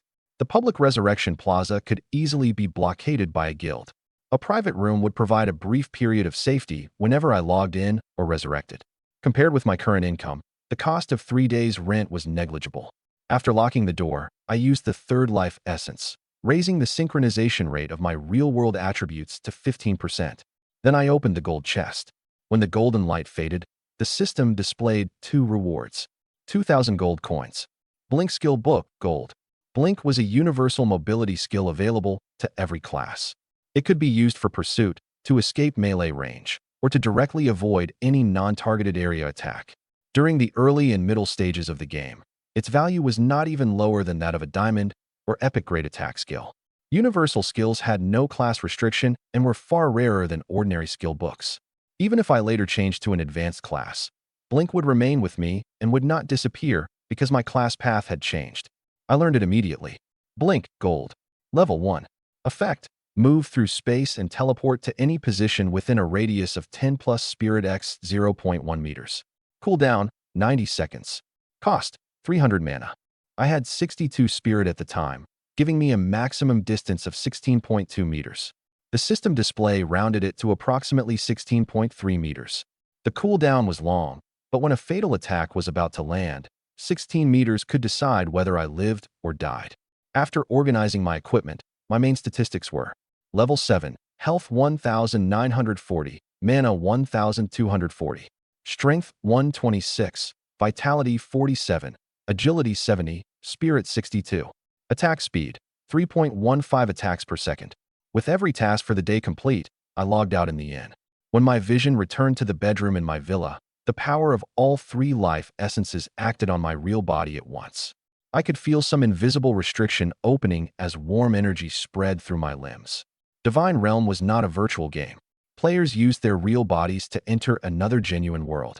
What the system called attribute synchronization was actually the life essences gradually lifting the real world's laws that suppressed supernatural power.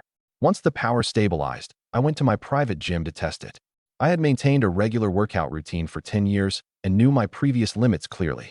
The instruments showed that my real-world strength had increased to nearly 3 times what it had been the day before. My speed, reflexes, and endurance had changed as well. I did not test a full sprint indoors. I performed only a few controlled movements, avoiding damage to the equipment or exposing anything unusual immediately after gaining this power.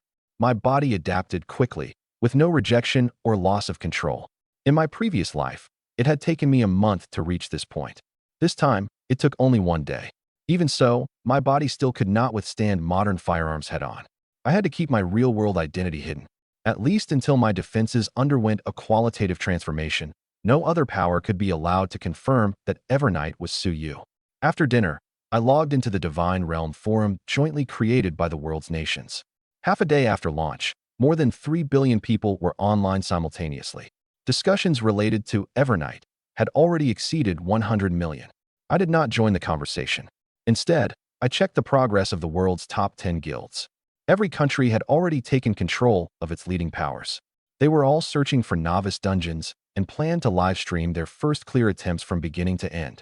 Some users were analyzing the footage of my fight with the bloodstained guild frame by frame. Others tried to work backward from Koro Village, my class, and my equipment to identify me in the real world. Fortunately, there were countless Archer players worldwide. Evernight was also an anonymous ID I had used for years in my previous life, and no public information directly connected it to Suyu. Outside Koro Village, global development still largely matched my previous life. In the original history, Dragon Country's 9 provinces guild would claim the world's first dungeon clear at 6 in the morning on the 3rd day. Now that I had already triggered the Black Crow Mountains quest, that record would no longer belong to them. I arranged the next day's tasks in order.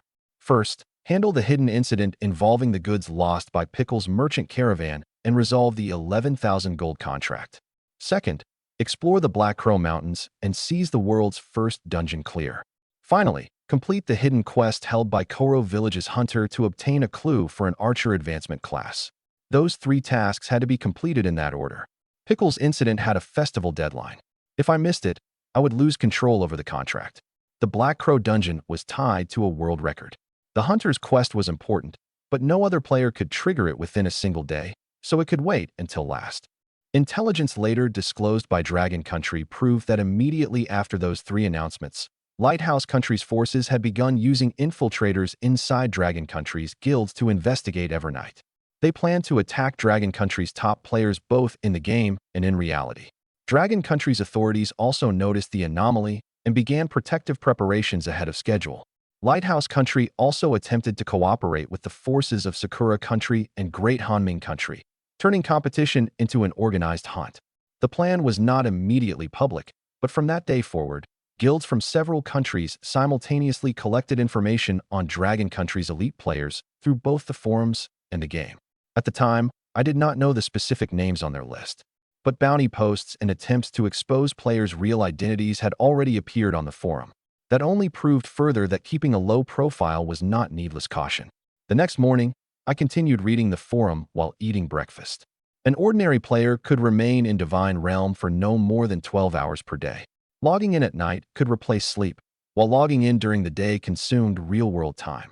Life essences could gradually extend that limit, which made them especially important to anyone competing for top-tier resources. To seize the opportunities available at launch, I could not wait until night. The world's top 10 guilds were all live streaming their search for dungeons, but with their current equipment, finding an entrance did not guarantee they could clear it. Based on the progress from my previous life, the 9 provinces, Olympus, and Angel guilds would each open a dungeon around noon. The actual first clear, however, would not occur for nearly 2 more days. They had thousands upon thousands of members. I had the routes, hidden mechanics, and individual attributes from my previous life that far surpassed my level. To grow ahead of those enormous powers, I had to spend every stretch of time on events capable of changing my strength. After finishing breakfast, I logged back into my private room at the inn. I had rented it for 3 days and set it as my personal resurrection point. My first destination remained Pickle's shop. When he saw me, his smile was even warmer than it had been yesterday. The system contract showed that I owed him 11,000 gold coins. From his perspective, that debt was guaranteed profit. What would you like to buy today? 1 black iron spatial backpack and another 150 bundles of arrows. The total price was 150 gold coins. A medium spatial backpack, black iron. Increased storage capacity to 200 slots. That was still on the small side for the continuous battles ahead. I remembered that Pickle had hidden away a gold spatial backpack. Once the caravan incident erupted, I could include it among my negotiating conditions. Arrows, potions, and quest loot would quickly fill my original inventory. Increasing its capacity would prevent me from having to discard materials during uninterrupted fighting. After completing the transaction, I headed to the village's eastern gate. Several minutes later, a badly damaged merchant caravan returned from the direction of the Crew Forest. Most of its guards were wounded, and its transport wagons had nearly been destroyed. This was the target I had been waiting for. The Church of Light held a sacrificial festival every year. This year, Pickle had volunteered to transport a key item, the Stone of Light, hoping to earn a reward from the church. But the caravan had been attacked by a wild boss in the Crew Forest and lost the Stone of Light. If Pickle failed to deliver it to Koro Village's church on time, the consequence would not be limited to a fine. The church might execute him. This was my opportunity to resolve the debt contract. Before the caravan could even bring the news into the village, I had already entered Crew Forest. It was a level 10 map, while mainstream players were only level 5 or 6. Other than a small number with experience-boosting talents, almost no one was willing to venture deep into an area so far above their level. My first enemies were 2 level 10 black iron monsters. Powerful black bear. Health, 6,500. Attack, 360. Skills, heavy claw and roar. The 2 bears roared together, gaining a 5-second strength buff, then lunged at me from opposite sides. With my current defense, 360 attack might not kill me instantly, but it would disrupt my movement rhythm. If the bears attacked from front and back, they could force me into a dead end among the trees. I had to reduce the number of targets at the opening. I used Thundershot for the first time. Mana condensed into a golden arrow in my hand, and thunder exploded along the bowstring. The energy arrow pierced the female bear's head. The heat instantly vaporized the blood around the wound, while the electric current left its entire body rigid. 7,723 weak point damage. The fully stacked heavy slash and level 4 gold skill activated together, instantly killing a level 10 black bear. I gained 72 experience for defeating an enemy above my level and plundered 4 vitality. The male bear lunged at me in fury. Instead of taking the attack head-on, I immediately used Blink and appeared 10 meters behind it. The demon-hunting bow fired repeatedly into the back of its head, each arrow dealing 278 weak point damage. In a single second, it lost 13% of its health. The bear turned slowly. By continually repositioning around trees and using Charge's speed boost, I prevented it from ever getting truly close. When the second bear fell, I obtained another 4 vitality. It had survived several dozen seconds longer than the first. Once Blink entered cooldown, I primarily used the ancient trees to block its straight-line lunges. I changed direction after every 3 arrows to keep the bear from predicting my route. After that, Crew Forest became my hunting ground. Whenever I left combat, I opened by combining Heavy Slash and Thunder Shot to instantly kill 1 bear, then kite the remaining targets. After firing, I also recovered any arrows that were still usable to reduce consumption. After killing more than a dozen, Heaven Plundering Archery finally extracted a new skill. Roar, passive 120. Effect, After entering combat, strength +5 and defense +5. A black bear's active roar lasted only 5 seconds. Once converted into a passive, its bonus remained until I left combat and was no longer subject to a time limit. That meant when I reached the maximum number of stacks, I would gain stable additional attributes throughout any long battle. I closed the status screen and continued deeper into the forest. The temperature in the air gradually fell. The target boss's territory was not far away. 1 hour later, I reached level 8, gaining 1 point in each of my 4 primary attributes and 1 free attribute point.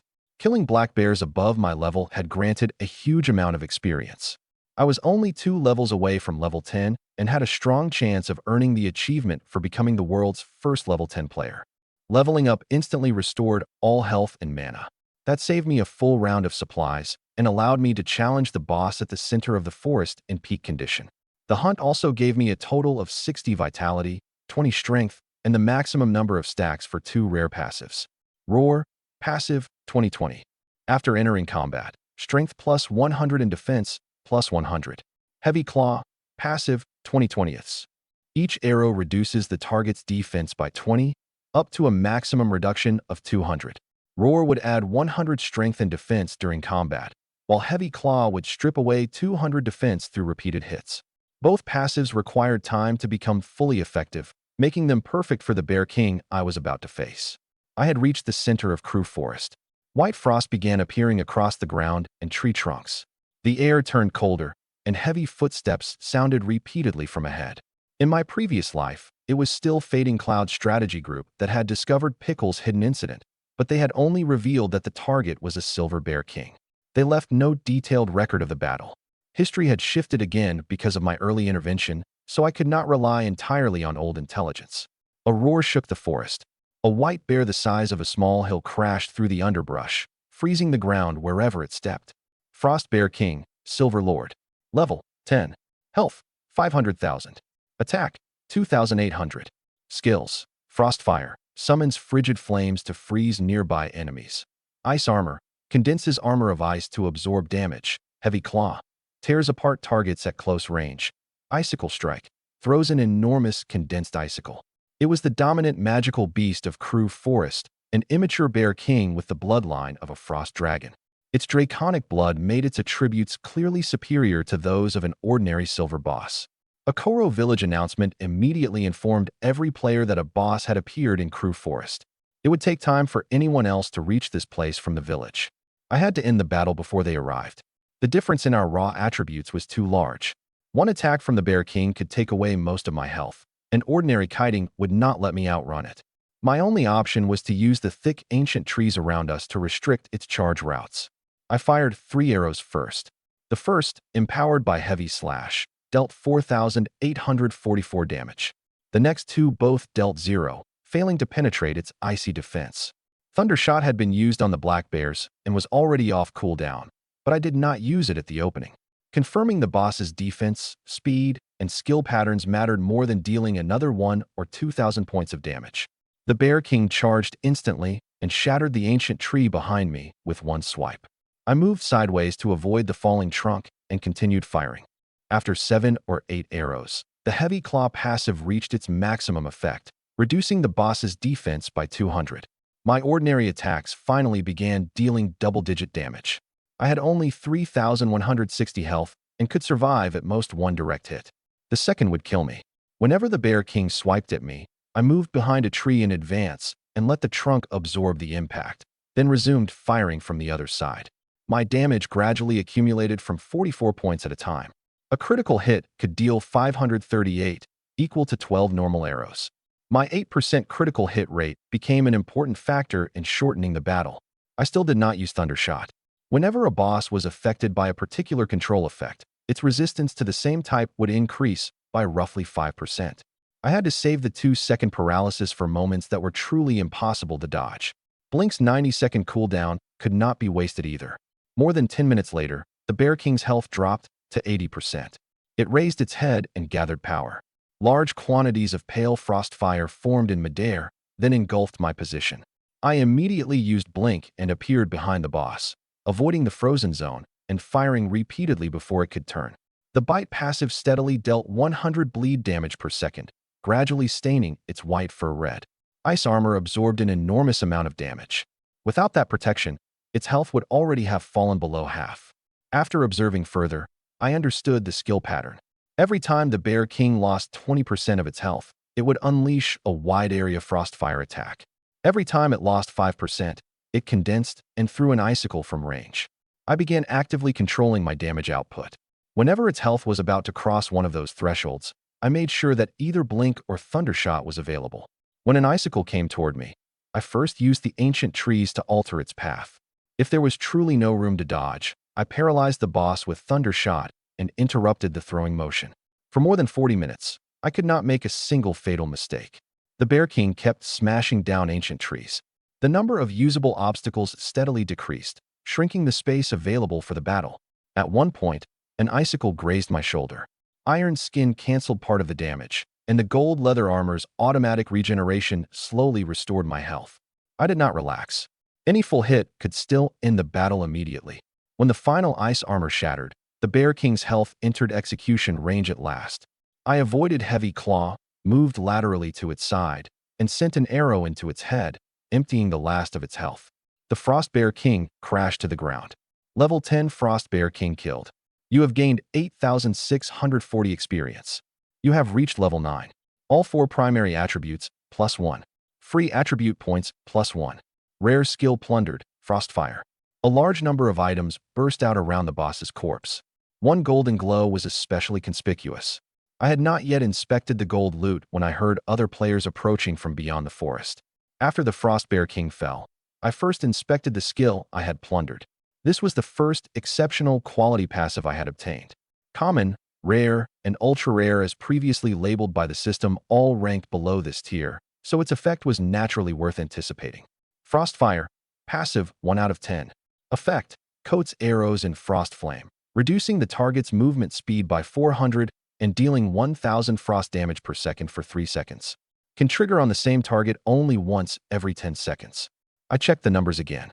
A normal level 10 player's movement speed was only a few hundred, and even the Frost Bear Kings had barely exceeded 1,000.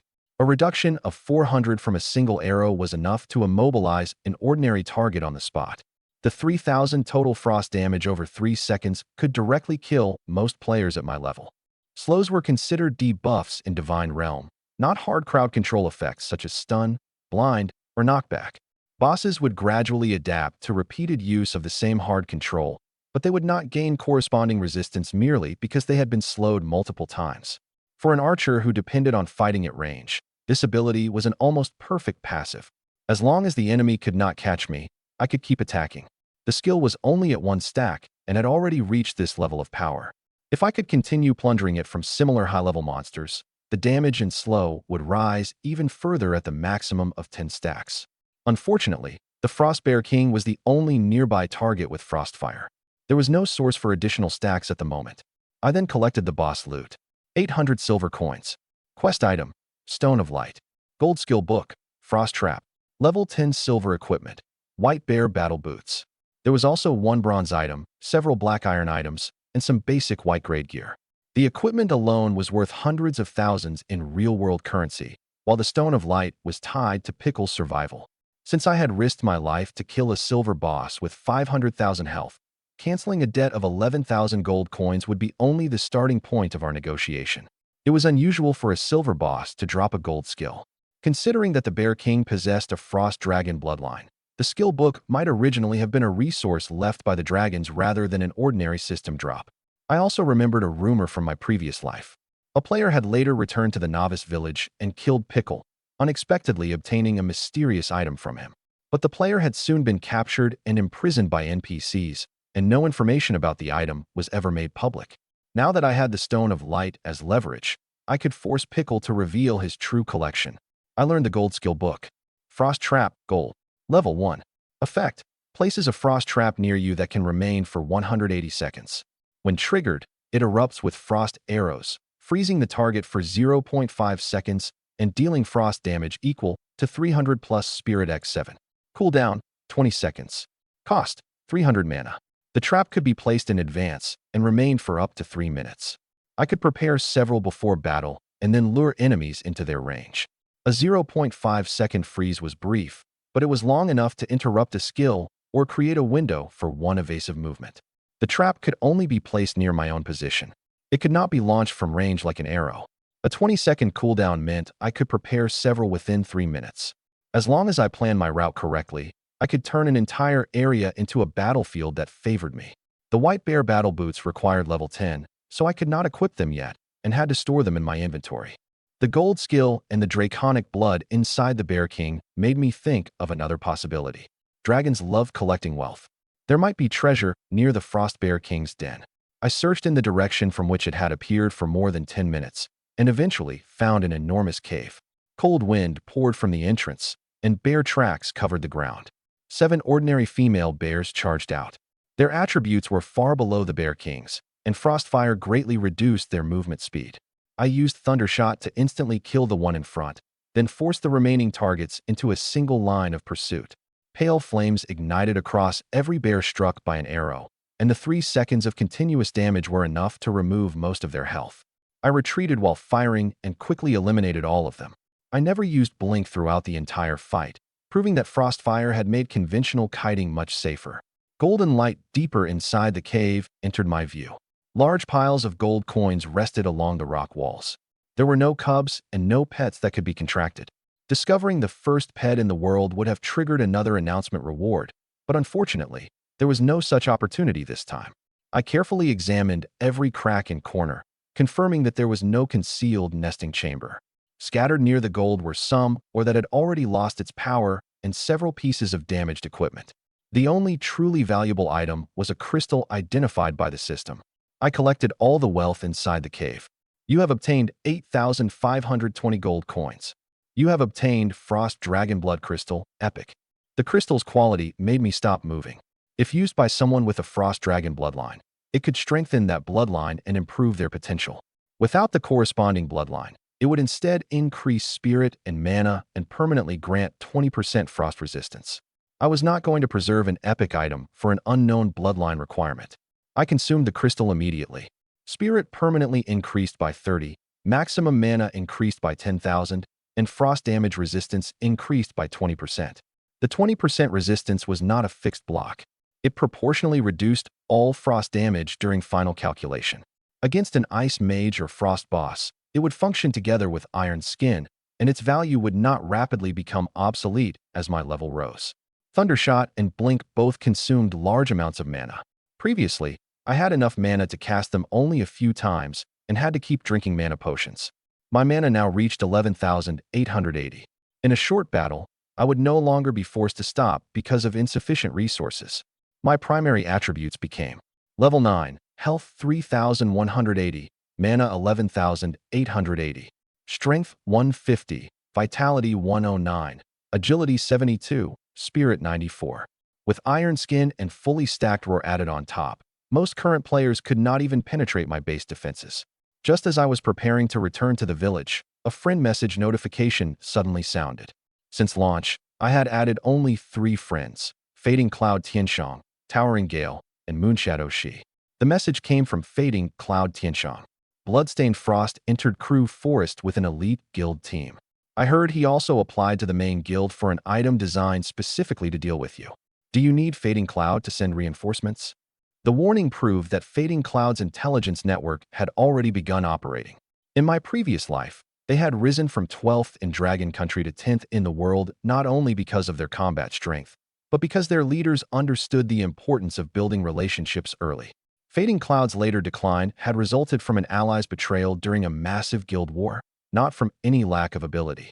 If the outcome of that battle could be changed, they might even have a chance to enter the world's top 3. Their decision to warn me now made me willing to leave room for future cooperation. I thanked him but declined the support. Since the Bloodstained Guild had volunteered to deliver equipment and items into the forest, I had no reason to let anyone else take a share. The Bear King's cave was too narrow to fight while surrounded by a large group. I left it first and reached a small forest clearing with enough space to move. Before long, dense footsteps sounded among the trees. Bloodstained Frost blocked the exits with 40 players. Every one of them wore a complete black iron set, and their class composition was far more sensible than the first time. Warriors and knights stood in front, while ranged classes and healers spread out behind them. Their average level was around 7, and the equipment had clearly been allocated by the main guild. The cost of 40 black iron sets plus skill books already exceeded the entire novice period accumulation of most mid-sized guilds. Bloodstained Maple openly stated that they had come to erase the disgrace of their last defeat. I looked at their equipment. Did the Bloodstained Guild come to deliver more goods to me? Based on Bloodstained Frost's demands, he attributed all my burst damage to the first arrow after leaving combat and believed 40 guild elites were enough to wear down a single archer. He ordered me to hand over all my equipment and sign a system contract binding me to serve Bloodstained forever. Otherwise, they would permanently cripple my character. Then let me make one thing clear too. From this day forward, whenever I see a member of the Bloodstained Guild, I'll kill them. They no longer wanted only to steal my equipment. They intended to permanently control my account. An enemy like that deserved no further mercy. Bloodstained Frost took out a blood-red scroll. I recognized it as a bloody duel scroll. The scroll forcibly pulled the designated sides into a duel arena. Neither side could return until every member of one side was dead. The losers permanently lost 10% of their attributes and dropped twice the normal number of items. The winners received permanent attribute rewards based on the number of enemies defeated. Each player could enter a bloody duel only once per week. Return-to-town items could not be used inside, and no one could contact outside reinforcements. The scroll's activation range covered several hundred meters. Unless someone left the area in advance, they could not refuse it. Bloodstained Frost had activated it in the forest clearing specifically to keep me from escaping its range. In the future, such scrolls were commonly used to completely eliminate hated enemies. During the launch period, however, they were extremely rare. Bloodstained had indeed invested a huge amount of resources in destroying me, but they had overlooked the other possible outcome. If I won, the permanent attributes from 40 people and their doubled equipment drops would all belong to me. Bloodstained Frost tore open the scroll. A blood-colored bronze gate unfolded in the air, and its light covered the entire clearing. The next second, everyone was teleported into a sealed duel arena. Bloodstained Maple opened with Weakening Curse. The frontline warriors simultaneously used Taunt, while the ranged classes prepared to focus their attacks.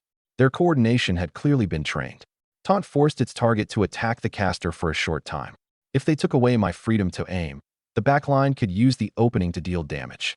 I did not wait for the skills to land. Before the frontline completed its encirclement, I moved. I used Blink to cross the frontline and appeared directly behind its left flank. The demon hunting bow fired repeatedly, pale frost fire coating every arrow. The first arrow, empowered by Heavy Slash, dealt 5,223 damage. The following normal arrows dealt 231 and 220 damage. Frostfire was even deadlier. Anyone struck lost 400 movement speed. Several players with low agility stopped in place completely while taking 1,000 frost damage per second. A level 6 to 8 player normally had only a little more than 1,000 health. They were already near death after the first second. Before the second ended, 3 were dead, and another 3 were trapped by the slow. Frostfire's 10-second trigger interval was calculated separately for each target. I did not need to keep attacking the same person. I only had to deliver one opening arrow to each backline player in turn, and everyone would suffer the full 3 seconds of burning. Bloodstained Frost immediately ordered a priest named Wong Kong to cleanse the debuffs. Golden Radiance descended, but the slow on those 3 players did not disappear. Wong Kong's talent could remove crowd control and debuffs below epic priority. In theory, it should have been enough to deal with a rare passive. Its failure exposed another hidden rule of Heaven Plundering Archery. Passives converted by a supreme talent also had supreme grade effect priority. An epic cleanse could not remove them. Even a mythic ability might fail. Bloodstained's ranged classes began sealing off my movement. I avoided their primary skills and deliberately accepted several attacks I could not dodge. Every damage number above my head was still 0. Weakening Curse could reduce the values on my status screen, but it could not weaken Iron Skin's fixed block. Nor could it suppress Roar and the other passives converted by a supreme talent.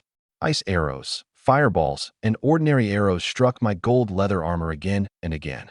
A small number of skills theoretically dealt more than 200 damage, but the 100 defense from Roar and my equipment's damage reduction lowered them further. In the end, they still could not overcome the fixed block. Their damage posed no immediate threat to my health, but repeated crowd control could interrupt my shooting and allow Bloodstained Frost to reorganize the formation. I eliminated healers and ranged classes first, then used Frostfire to restrict the melee fighters, never allowing them to link taunt, bind, and concentrated attacks into a single chain. All 40 elites soon lay dead, and doubled loot covered the ground. There were 78 pieces of black iron equipment alone. Once the warriors lost their backline support, all they could do was chase me while I was under the speed boost. Whenever someone approached, I placed a frost trap at my feet, froze the target in front, and moved away from the side. The two new gold skills worked together completely for the first time, and their combined effect was stronger than either one alone. At last, only bloodstained frost remained. Remember to bring more people next time. Have them wear better equipment too. It makes restocking much easier for me. He opened his mouth to curse, but I ended the fight with one arrow. Bloodstained Frost dropped 2 more bronze items. Bloodstain's operation had failed to cripple me. Instead, it delivered the resources of an entire elite team directly into my inventory.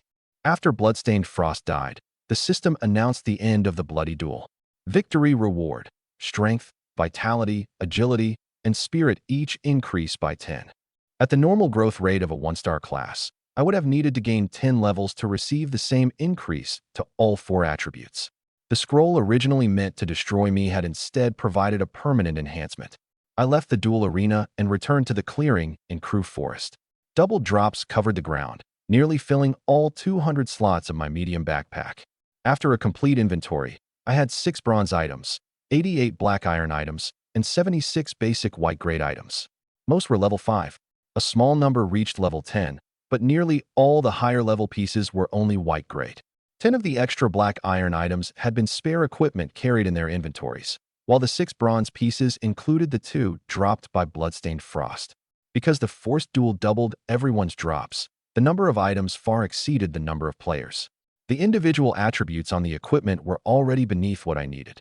Keeping it would only consume inventory space. I sent screenshots to Fading Cloud Tianshang and Towering Gale and arranged to trade at Koro Village's eastern gate. Fading Cloud Tianshang replied almost immediately and said he would wait there ahead of time.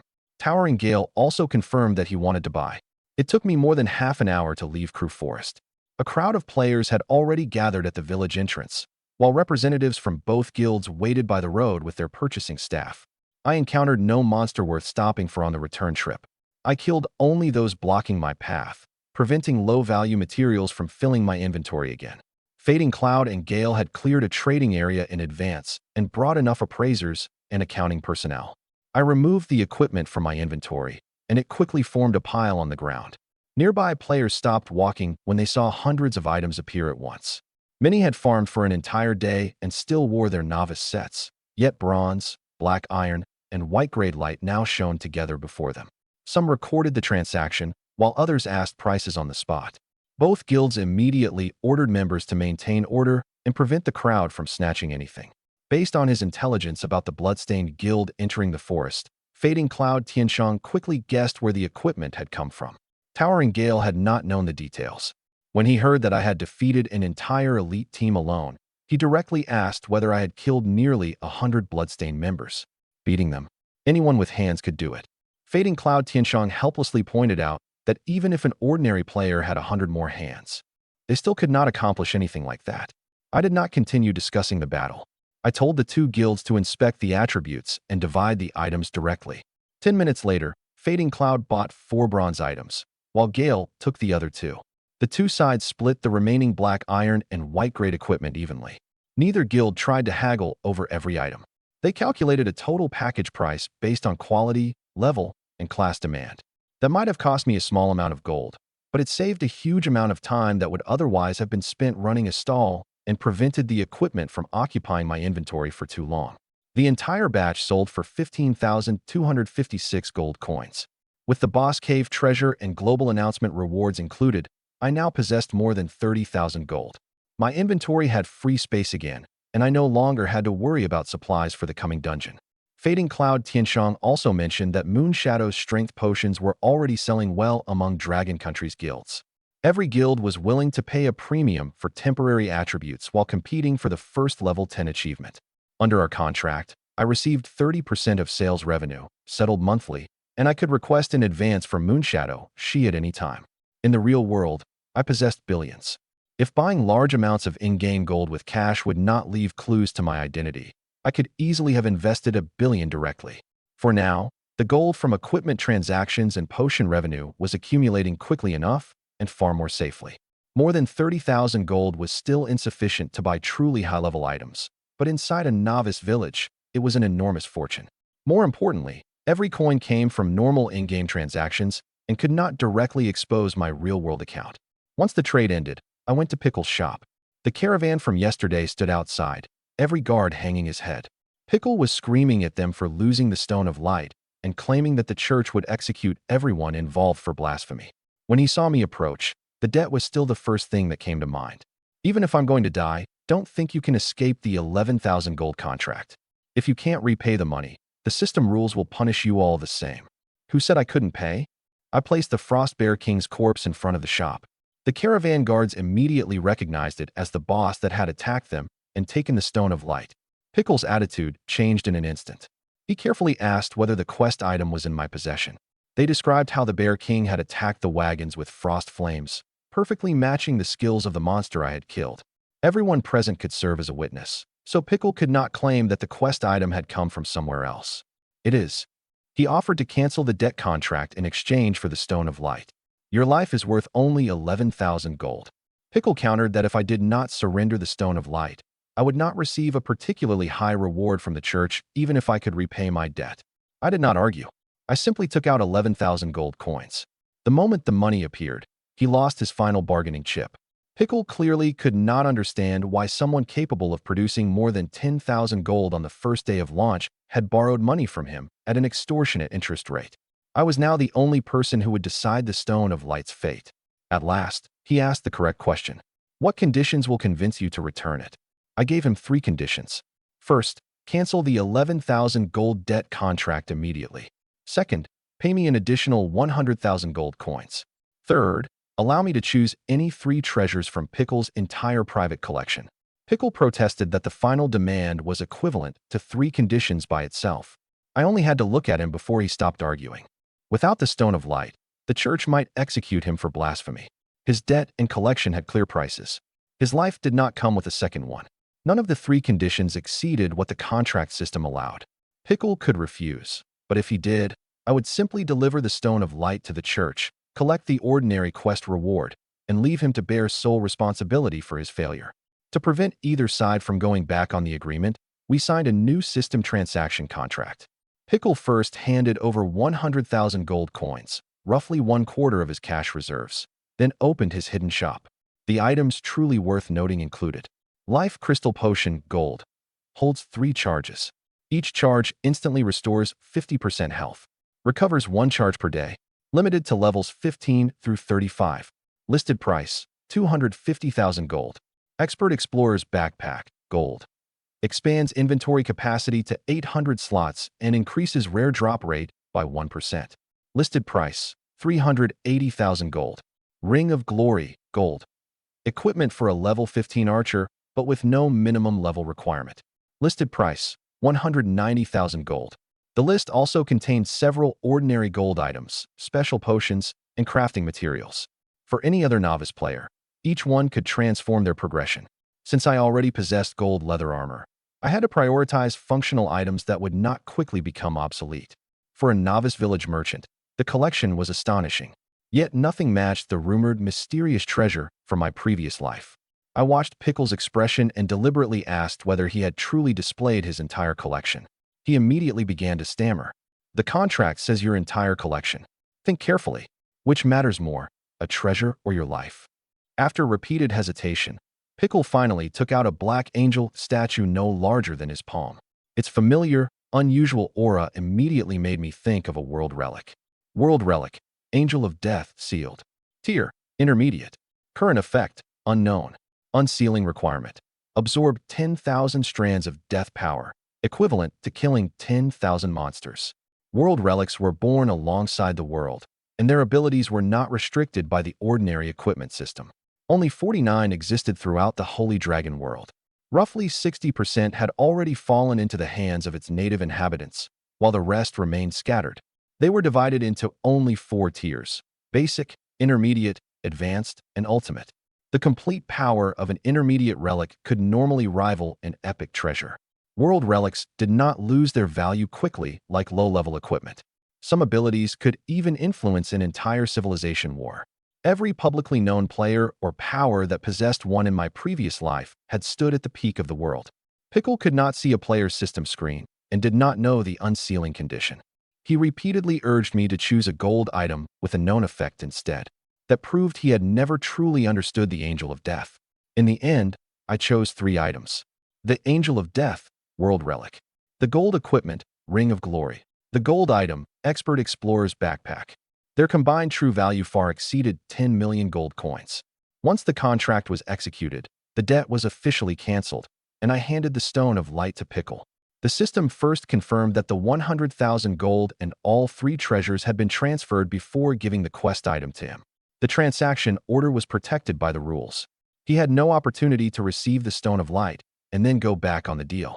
He did not possess the power to deal with someone who had killed the Frostbear King. All he could do was accept the result. I equipped the gold backpack first, then replaced the basic white-grade ring on my left hand. Ring of Glory Gold. Health plus 800, Strength plus 25, Vitality plus 35, Spirit plus 20, Critical hit rate plus 8%. The item was labeled as level 15 equipment, yet it had no level requirement. Even a level 1 archer could wear it. Equipment like this would sell for at least 3 times the price of an ordinary item of the same quality. The Ring of Glory took first place on the equipment leaderboard and provided a 3% damage bonus. The Imperial Glory leather armor ranked second and provided 2%. The 2 ranking effects stacked, giving me 5% additional damage. Other players could see only the equipment names, not their attributes. Many players had already entered the skill leaderboard, but both Thundershot and Blink remained in the top 10. The corresponding reward reduced the experience cost of upgrading skills by 5%. The equipment leaderboard's 5% was a direct damage increase that applied to normal attacks, active skills, and most passive damage. The skill leaderboard's 5% cost reduction would save an enormous amount of experience over long-term upgrades. Both were more valuable than a one-time payment of gold. I did not disclose the details of any leaderboard item. Before leaving the shop, I purchased another 200 bundles of arrows. The Black Crow Mountains bordered the Dark Forest and were the target of the village chief's exploration quest. The debt was resolved, and my supplies and inventory were ready. My next step was to open Koro Village's dungeon before the world's leading guilds. More than half an hour later, I reached the Black Crow Mountains. The region was close to the Dark Forest. Many level 6 players had already formed parties and entered the level 10 zone, relying on experience from higher-level kills to catch up. The primary monsters along the mountain outskirts were crows surrounded by black energy. Black Crow Common. Level 10. Health 3000. Attack 170. Skill Dark Arrow. They could attack at close range with their beaks or condense dark energy into ranged projectiles. Warriors and knights lacked ranged options during the early game and were at a severe disadvantage against flying monsters, so most teams along the outskirts centered on mages and archers. There were too many players, and the monster respawn rate could not keep up. I did not compete with them and headed directly deeper into the mountains.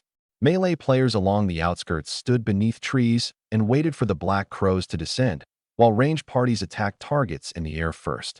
Even after a successful kill, the 36 experience split among an entire group left almost nothing. Remaining there was inefficient. As I passed one party, a knight named Swordsong invited me to join. They lacked ranged damage and offered to let their melee fighters absorb the attacks. No need. I farm alone. Swordsong was about to warn me that archers had too little health when the female archer in his party, Blue Kite, recognized my gold leather armor. "You're Evernight?" "That's me." She had clearly watched the forum footage and asked to add me as a friend. Her name also stirred memories from my previous life. In the future, Blue Kite's archery would rank among the top 100 on Blue Star. What made her even more famous was a legendary black dragon, earning her the title Black Dragon Arrow God. I looked at her left shoulder and, sure enough, found a black hatchling no thicker than a finger.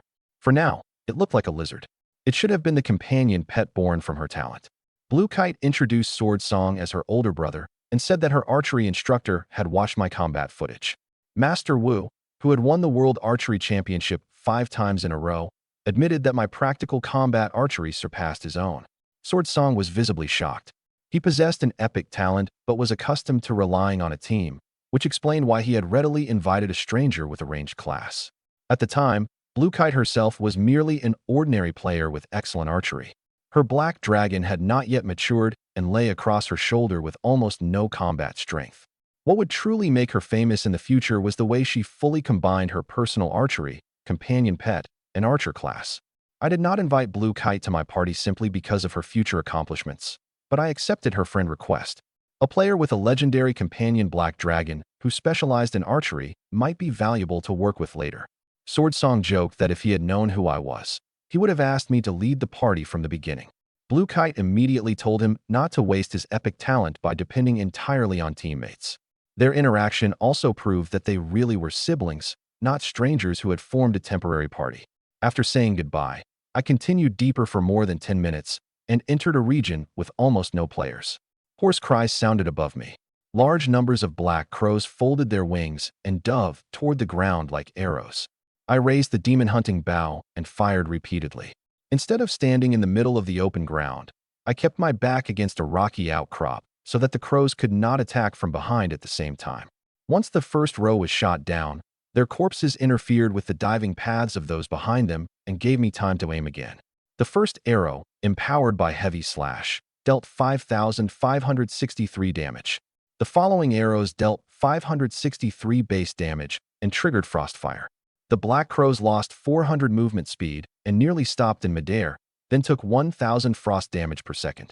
The slowed crows fell from the sky in groups. Some launched dark arrows before hitting the ground. Hunter's instinct warned me in time to sidestep. Any attacks I could not avoid completely were cancelled by Iron Skin. With only 170 attack, they could not inflict effective damage on me. Each monster provided 36 experience. Heaven Plundering Archery also began continuously extracting agility and a new skill. Dark Arrow passive, 1 out of 100. Effect, coats every arrow in dark energy, dealing 10 additional dark damage. Frostfire could trigger on the same target only once every 10 seconds, but dark damage was added to every arrow. Once the passive reached maximum stacks, every normal attack would consistently deal an additional 1,000 dark damage. Frost and darkness were different elements. A single elemental resistance could not reduce both types of additional damage at once. If I obtained more elemental passives later, every ordinary arrow might trigger several damage calculations simultaneously. I hunted while advancing, ultimately gaining 60 agility from the Black Crows and raising Dark Arrow to all 100 stacks. My experience bar reached 90.2%, leaving only the final stretch before level 10. Then pale gray mist began appearing around me. A cold wind scattered part of the haze, revealing dozens of gray-white figures. The figures did not resemble ordinary undead, nor did they attack immediately. They repeated the same movement patterns within the fog, like afterimages left behind by some power. The surrounding Black Crows actively avoided the area, making the anomaly unmistakable. A system notification sounded at the same time. You have discovered the first anomalous area in the Black Crow Mountains. Quest progress increased by 10%. The village chief's exploration quest required me to find 5 anomalous areas, 3 anomalous items, and the mastermind responsible for the changes. I still remembered the coordinates of those targets.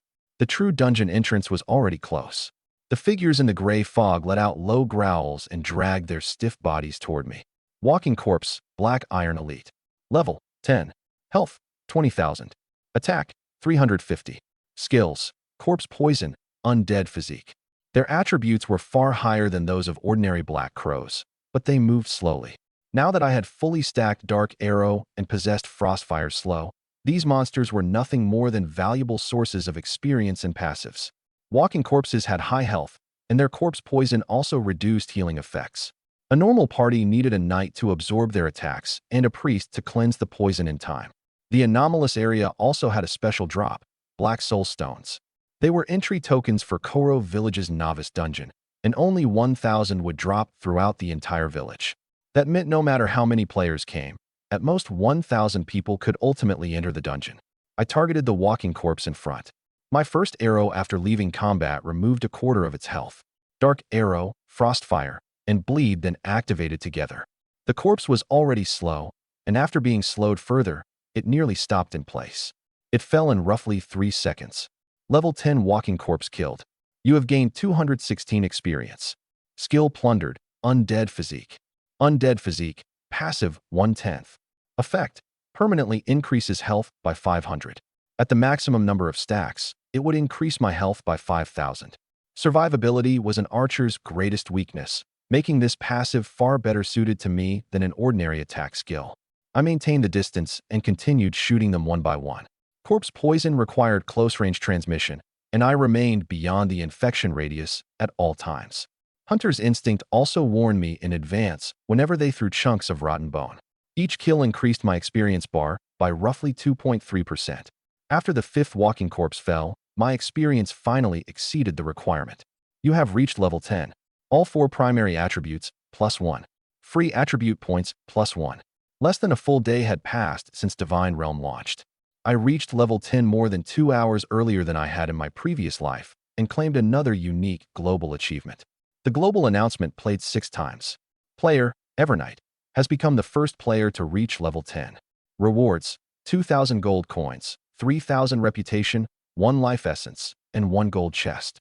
In the global channel, some players said I had monopolized the announcements. Others compared my progress with their own level 5 or level 7 characters. For the world's leading guilds, the first level 10 record had originally been crucial publicity for recruiting new members. Now an unaffiliated player had taken it from all of them. At almost the same moment, the 9 Provinces Guild opened Dua Village's dungeon, Blood Count's Castle. They had reached that milestone roughly 1 hour earlier than in my previous life, clearly pushed forward by the repeated announcements. But opening a dungeon was a team achievement, while reaching level 10 first directly improved individual power. The two did not conflict. I did not open the chest immediately. There were still walking corpses in the gray fog. Allowing myself to be distracted during battle would only create mistakes. Several minutes later, the final monster fell. This group gave me a total of 50 vitality and all 10 stacks of undead physique. The vitality itself provided 1,000 health, while the fully stacked passive added another 5,000, pushing my health directly above 10,000. Once undead physique reached 10 stacks, Heaven Plundering Archery stopped obtaining it from walking corpses of the same type. Later kills were converted primarily into vitality. When the total vitality gained reached 50, that stopped as well. It was the signal to leave the anomalous area. The loot on the ground included 160 silver coins, 8 black soul stones, 3 black iron, venomous claws, and other materials. Dozens of elite monsters had dropped 11 rare black iron items in total, clearly above the usual 3 to 5. The Expert Explorer's backpack's 1% increase to rare drop rate was already taking effect. Black Soul Stone Special Effect allows the holder to enter an as-yet unnamed novice dungeon. Current total dropped in the village, 8/1000. Black Soul Stones could not be traded to NPCs outside the dungeon qualification system, but players could freely transfer them between one another. The 1,000 tokens represented both entry slots and a scarce resource guilds would fight over during the launch period. Once the total number of drops reached its limit, later players could kill as many walking corpses as they wanted without receiving entry. Guilds that wanted a larger dungeon team would have no choice but to buy Black Soul Stones from independent players. Those 8 tokens could be used by me or provide leverage in party negotiations. I stored the 8 tokens separately, then opened the gold chest from the global reward. You have obtained 2,000 gold coins. You have obtained Fanatic's Pants, gold. This level 10 archer equipment increased health by 600, defense by 40, vitality by 30, and agility by 20. Each attack also increased attack speed by 5%, stacking up to 25%. I replaced my old pants immediately. The vitality and direct health bonus increased my health by a total of 1,200, while the agility and stacking attack speed would let my various arrow passives activate faster. Now that I had reached level 10, I also met the requirement for the silver battle boots dropped by the Frost Bear King. White Bear Battle Boots, silver. Health plus 300, defense plus 20, agility plus 40, movement speed plus 10%. Universal equipment for all classes at level 10. I equipped the boots, then used my 4th life essence. My real-world attribute synchronization rate increased to 20%, and my body would undergo another enhancement the next time I logged out. My current primary statistics became level 10, health 12,800, mana 12,500, strength 185, vitality 235, agility 203, Spirit 125. Attack speed 4.56 attacks per second.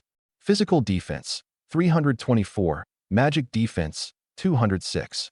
Those attributes already surpassed most fully equipped level 20 players. A new group of walking corpses soon spawned in the gray fog, but I did not continue farming. Undead physique and vitality had both reached the current monster's plunder limit. Staying would provide only ordinary experience. To truly open the dungeon, I had to find 5 anomalous areas, 3 anomalous items, and the mastermind behind the changes. I followed the coordinates in my memory. The first 4 anomalous areas were not far from one another, and in less than an hour, my exploration progress reached 40%. Each area contained a different number of walking corpses and gray afterimages. I killed only the monsters blocking my path and no longer stopped to clear the spawn points. The system recorded a discovery as soon as I entered the central area. It did not require repeated farming. After another half hour, I reached the 5th area. The gray fog was much thicker there, and no black crows could be heard nearby. I entered the mist and soon saw the outline of an enormous creature. It had not fully awakened, so I aimed at its head and immediately used Thundershot. 7,578 weak point damage. Frostfire and Dark Arrow activated simultaneously, each dealing 900 magic damage. Both elemental attacks were reduced by magic defense and did not reach their full displayed values. The monster opened green eyes and swept the gray fog away with both arms. Walking Corpse King, Black Iron Boss. Level 10. Maximum health 200,000. Current health 184,000. Attack 980. Skills: Corpse King's Body increases health and regeneration. Corpse Fog creates continuous poison damage. Heavy Leap jumps toward a target and crushes it with its body. The Corpse King drove power through both legs and launched itself directly into the air. Before it landed, I used Blink and appeared more than 20 meters away. Its body smashed spiderweb cracks into the ground while I was already firing repeatedly from behind the boss, placing a frost trap along my retreat route at the same time. Fanatic's Pants quickly reached maximum attack speed stacks. My damage per second stabilized above 5,500, while Heavy Claw reached its full defense reduction after 10 arrows. The Corpse King tried to exhale Corpse Fog. By noticing its chest expand in advance, I predicted the direction and moved laterally out of the poison clouds area. The poison was dangerous to ordinary players, and before obtaining life drain, even I could not stand in it for long. When Frostfire's 3 seconds ended, the Corpse King recovered its movement. It had barely charged 20 meters when it stepped on the invisible trap and was briefly frozen into an ice statue. The first freeze lasted 0.5 seconds. Repeated use would continue increasing its resistance to the same type of control, so I could not place the entire outcome of the battle on my traps. The Corpse King regenerated quickly, but its attacks were slow. It was far less dangerous than the Frostbear King. I controlled the distance with the slow and emptied its health in several minutes. When it attempted Heavy Leap a second time, I did not waste Blink again. Instead, I paralyzed it with Thundershot before takeoff and interrupted the skill entirely. By rotating active control, traps, and Frostfire slow, I never allowed the boss to turn the battle into close-range combat. Level 10 Walking Corpse King killed. You have gained 2,160 experience. Exceptional skill plundered, Corpse Fog. Most of the boss's drops were black iron equipment and offered little help to me now. I stored everything and focused on the new passive. Corpse Fog, passive 1/10. Effect: every third arrow that hits a target summons a cloud of poison fog, dealing 200 poison damage per second to nearby enemies for 10 seconds. Poison was neither physical nor magic damage. Conventional defense did not reduce it. Only poison resistance applied. My arrows could now inflict poison, bleed, defense reduction, and slow. If I continued accumulating passives in the future, an enemy struck by one arrow might endure dozens or even hundreds of effects at once. All 5 anomalous areas were complete. Using 3 known coordinates, I found 3 anomalous map fragments one after another. Once combined, they revealed the location of the mastermind. The fragments were hidden respectively beside a corrupted altar, inside an abandoned camp, and near the corpse of a militiaman. They were unreadable on their own. Only after being combined did they reveal a cabin deep in the mountains and a route through the valley, marking the second stage of the exploration quest. It was 1 in the afternoon. Every guild in the global top 10 had opened its own novice dungeon and dispatched elite teams to develop strategies. I had to accelerate the final stage. The map led me to a wooden cabin deep in the mountains. The bones of various creatures were scattered outside, but no one was inside. An explosion suddenly sounded from a distant valley. I hurried to higher ground and saw two badly wounded figures fighting. One was Joseph, an undead mage from the Dark Empire. He had originally been level 30, but was currently suppressed to level 10. The other was Caden, a guardian knight from the Church of Light. Originally level 28, he had fallen to level 9. He was a probationary member of the First Saintess Carol's Order of Guardian Knights. Carol held tremendous prestige within the Light Empire. Legend said that the gates of heaven had opened at her birth and angels had descended to bless her. She later became an inheritor of the God of Light as well. She was not only noble by status. She was famous for treating disaster victims and publicly opposing the oppression of commoners by the nobility. The people's support for her exceeded even that of the current pope and the empire's ruler. Any event involving Carol could affect the politics of the entire Light Empire. Yet in my previous life, she had been assassinated while traveling to the Dark Empire for negotiations. The killer had never been identified, but the two nations had gone to war as a result. That war lasted a long time, and both sides paid an enormous price. Even when I left the Holy Dragon world, the assassination remained an unsolved mystery. Caden was only a probationary member now, but he might eventually gain access to her future security network. The appearance of this probationary guardian knight suggested that the events in the Black Crow Mountains might be connected to that much larger storyline. I had met Carol only a few times and had no direct relationship with her. In my previous life, I left the Light Empire for a hidden quest after reaching level 30 and spent most of my time in the Elven Kingdom. But since Caden belonged to her guardian order, he might be able to provide important intelligence. I did not reveal myself immediately. I hid at the edge of the trees and observed. The undead mage Joseph mocked Caden for being a nameless probationary knight, saying no one would remember him even if he died in the valley. Caden refused to retreat and declared that he was willing to sacrifice himself to protect the civilians. He sent out a blade of holy light. Joseph summoned a bone shield to block it. Immediately afterward, more than 100 skeletons crawled out of the ground and surrounded Caden. Caden attempted to break through where their numbers were thinnest, but more skeletons continually filled the gap. As his wounds worsened, he began drawing upon a dangerous power. He was probably preparing to use a forbidden art with a steep price. I decided to intervene. Inspect showed that Joseph was a bronze boss. He had originally been level 30, but had fallen to level 9 from severe injuries.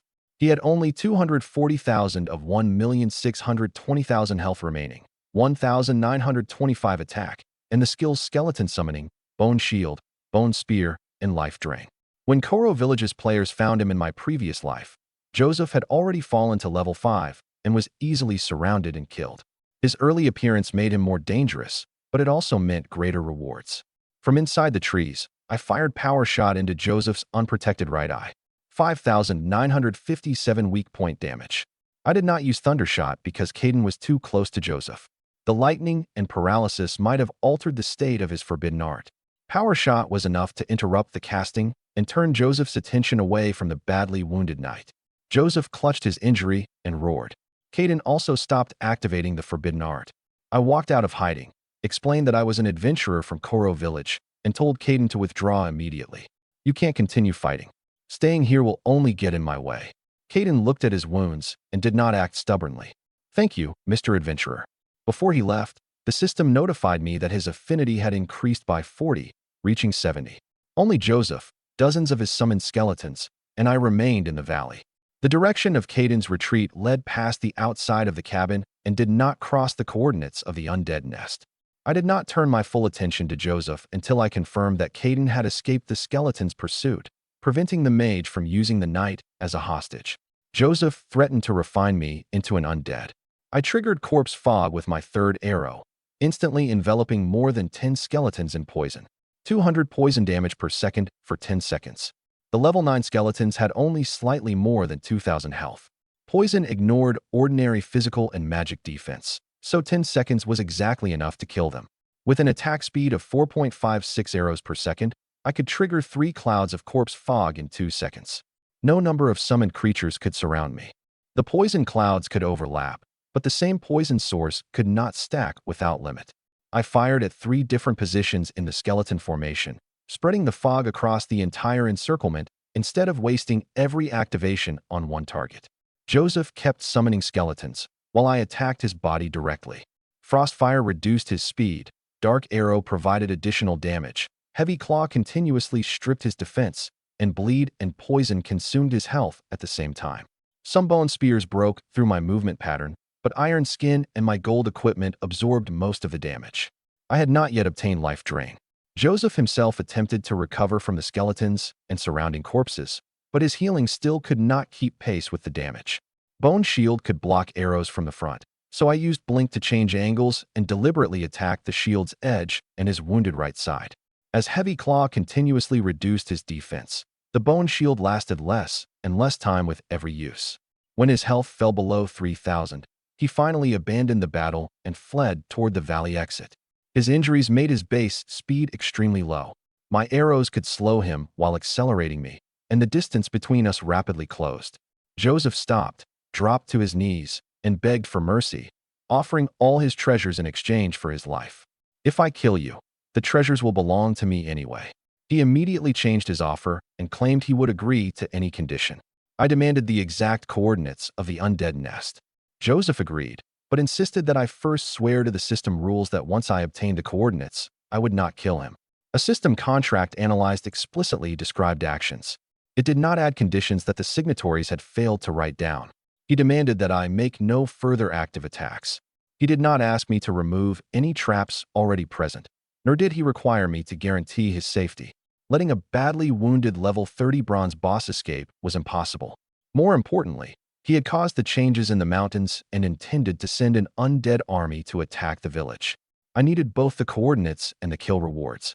After thinking for a moment, I told Joseph that I needed time to consider the contract's wording. I circled behind him and pretended to analyze the conditions, placing a frost trap on the ground every 20 seconds. I deliberately slowed my steps and made my movements look like anxious pacing. Whenever the cooldown ended, mana quietly flowed from beneath my feet into the ground. Joseph kept his head lowered and cared only about whether I would agree. He never checked the environment. The traps became invisible after placement. Joseph did not dare look back and failed to notice the mana fluctuations behind him. 7 traps formed a short line toward the exit. Whether he fled directly or changed his stride at the last moment, he would trigger at least 3 in succession. The remaining traps were insurance in case Bone Shield or Resistance canceled the first wave of damage. I placed all 7 within 2 minutes. Then I returned to stand before him and formally swore the oath.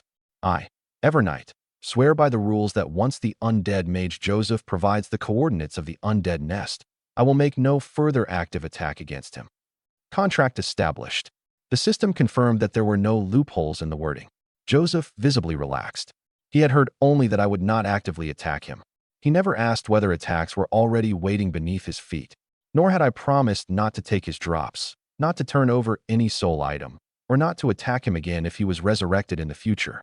The system contract protected only what had been written. Once the contract was established, I ordered Joseph to mark the undead nest on my map of the Black Crow Mountains. He drew a red X in his own blood. It marked an underground region where the northern mountains met the dark forest, matching the dungeon entrance I remembered from my previous life. Only after Joseph personally marked it did the system recognize the map as complete quest evidence. The system immediately confirmed that I had obtained the final quest item, bringing exploration progress to 100%. Joseph asked again whether he was free to leave. Yes, go. He rose and hurried toward the valley exit. His very first step landed directly on a frost trap I had prepared. Magic power erupted from the ground. 7 traps released frost arrows one after another, freezing Joseph in place. Each dealt 970 damage. 3 were enough to empty his remaining health, which was below 3,000. I had placed 7 only to guard against resistance or accidents. The frost arrows struck simultaneously from different directions. The first activated freeze, and the later damage completed its calculation before crowd control resistance could take effect. Joseph could not even summon Bone Shield before his health reached 0. I had not actively attacked him after the contract was established. The traps were persistent magic completed before I took the oath. Joseph had entered their trigger range on his own, and the system did not judge me to have violated the agreement. Joseph still had one final breath when he fell. You have no honor. I said I wouldn't actively attack you. You stepped on the traps yourself. What does that have to do with me?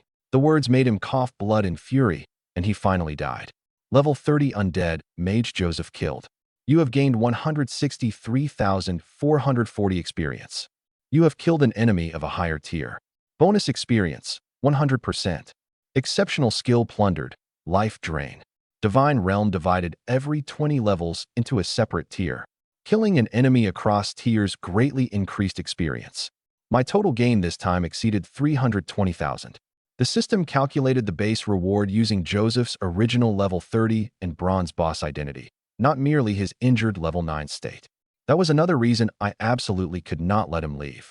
If players found the same target several days later, the reward would continue falling along with his effective level. But I could not level up directly. The highest level monster in the novice dungeon was only level 15. Once my level exceeded a target's, I could no longer earn normal experience from killing it. I also could not travel to higher level maps until Koro Village's main storyline ended. Leveling now would only waste the dungeon's rewards. The experience was better spent strengthening my skills. I first collected the 580 gold coins Joseph had dropped, along with the level 30 caster equipment, bone staff, and white evil robe, and the other materials. I could not use the equipment for now, and current novice players could not afford it, so it would have to be stored for later. One gold soul item caught my attention. Black Soul Crystal Gold. The soul of the undead mage Joseph is preserved inside. If a secret art of the Dark Church is used, he may be able to resurrect through it. Joseph's physical body was dead, but his soul had not completely vanished. I did not know whether the Black Soul Crystal might still affect the dungeon or later main storyline.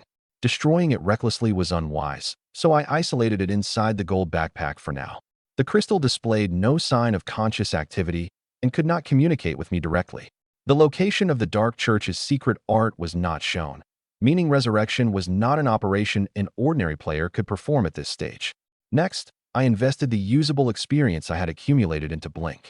Thundershot currently dealt enough damage, while Frost Trap scaled with Spirit and offered limited short-term returns from leveling. Blink determined both escape distance and cooldown, making it the most reliable investment in survival. The skill leaderboard reward reduced upgrade experience costs by 5%. After investing roughly 360,000 experience, Blink reached level 5. That total included not only the cross-dire experience from Joseph, but also the usable experience accumulated after reaching level 10 through the Corpse King, monsters along the route, and the quest process. All of it went into the skill, leaving my character at level 10. Blink Gold. Level 5. Current experience 1, 280/1, 600, 000. Effect. Teleports to any position within a radius of 50 plus Spirit X 0.14 meters. Cooldown 82 seconds. Cost 700 mana. At 125 Spirit, the distance reached approximately 67 meters. Before the upgrade, level 1 Blink had covered only about 22 meters at the time.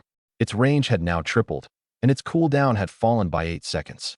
Finally, there was the new exceptional passive. Life Drain, passive 1/10. Every arrow that hits an enemy restores 500 health. At my current attack speed, the theoretical maximum healing exceeded 2,000 health per second. Combined with the gold leather armor's automatic regeneration and iron skin, my ability to sustain long battles underwent a qualitative transformation. Life Drain required only that an arrow hit.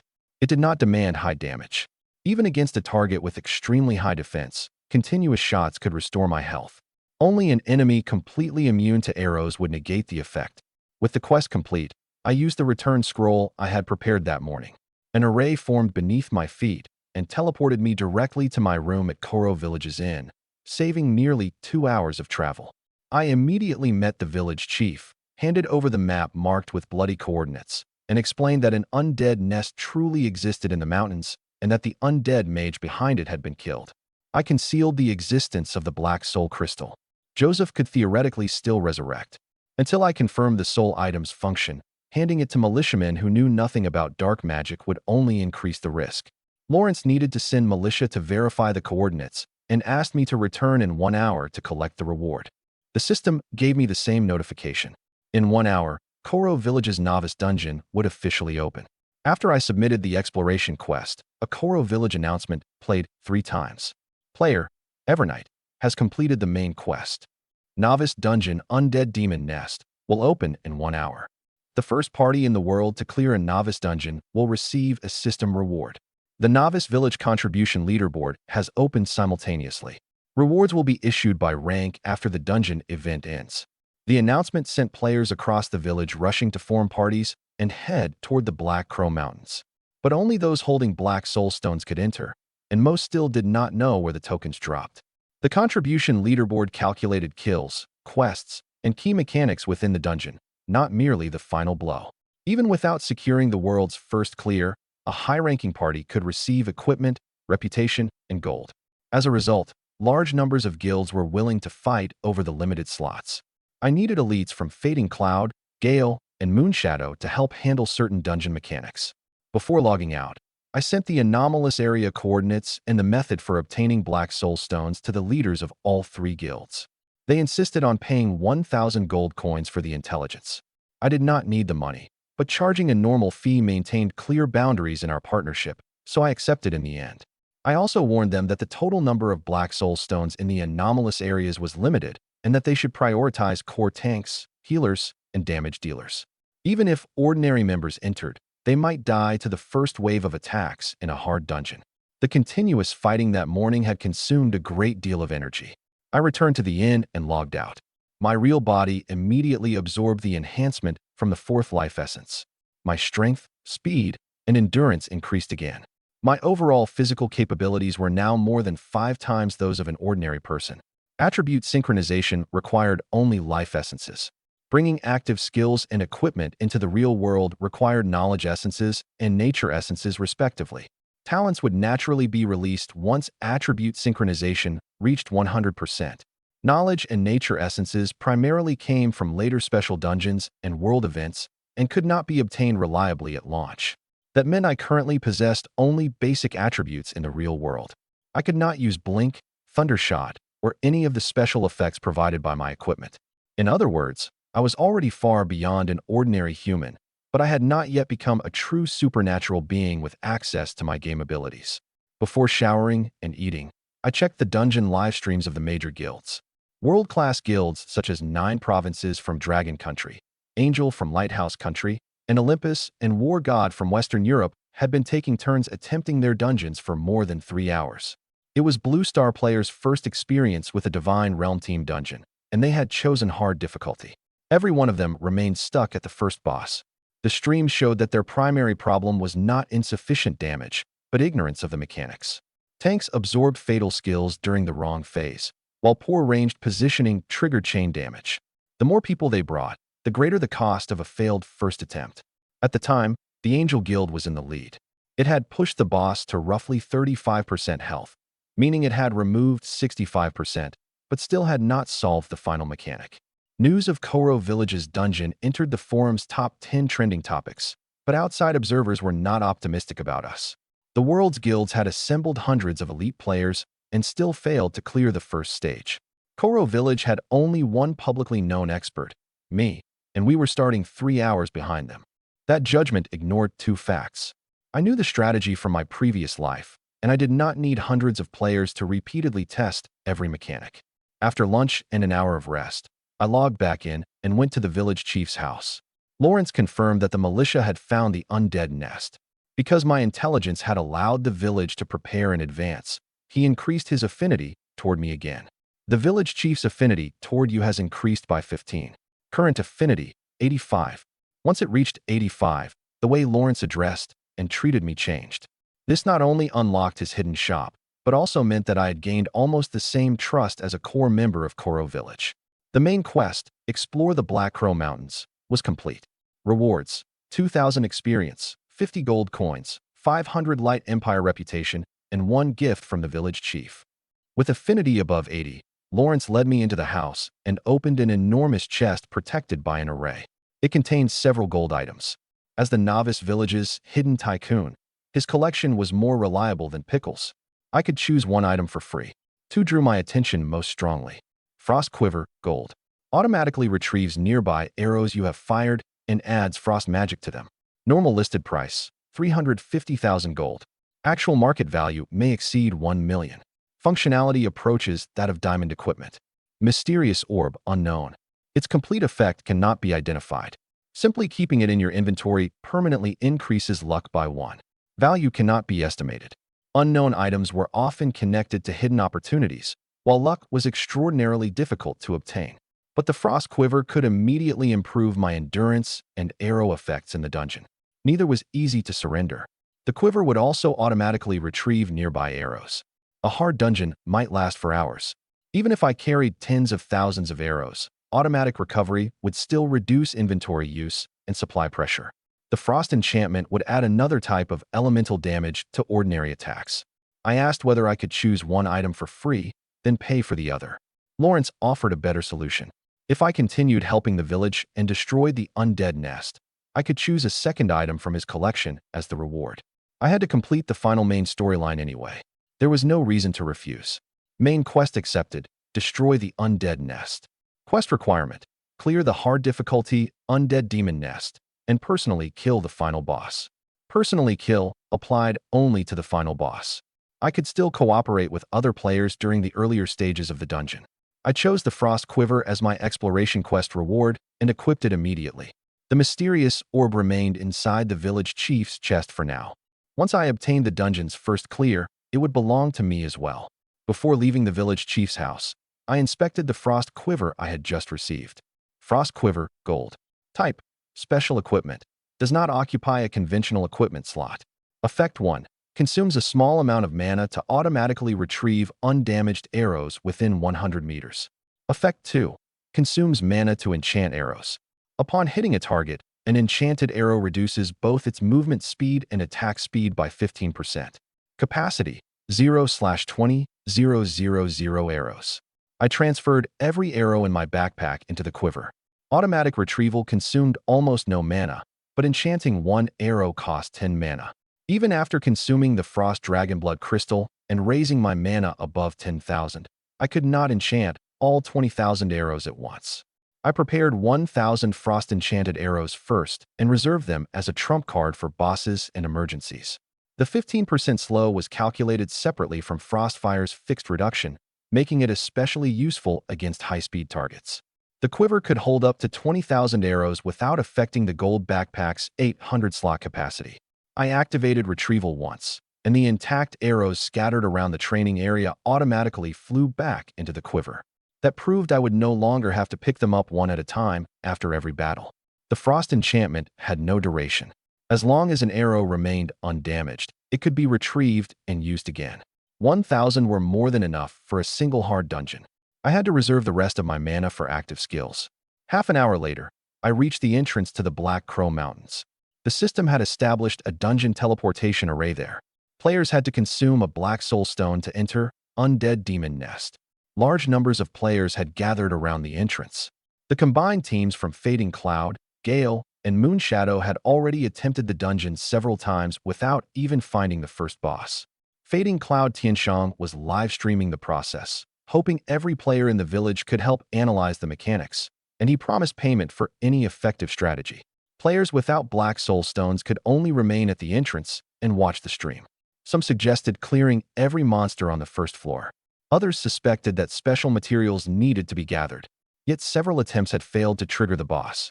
The dungeon had been open for an hour, and the team had made no meaningful progress. When I appeared, the crowd voluntarily opened a path to the array. The three guilds happened to exit the dungeon at that moment.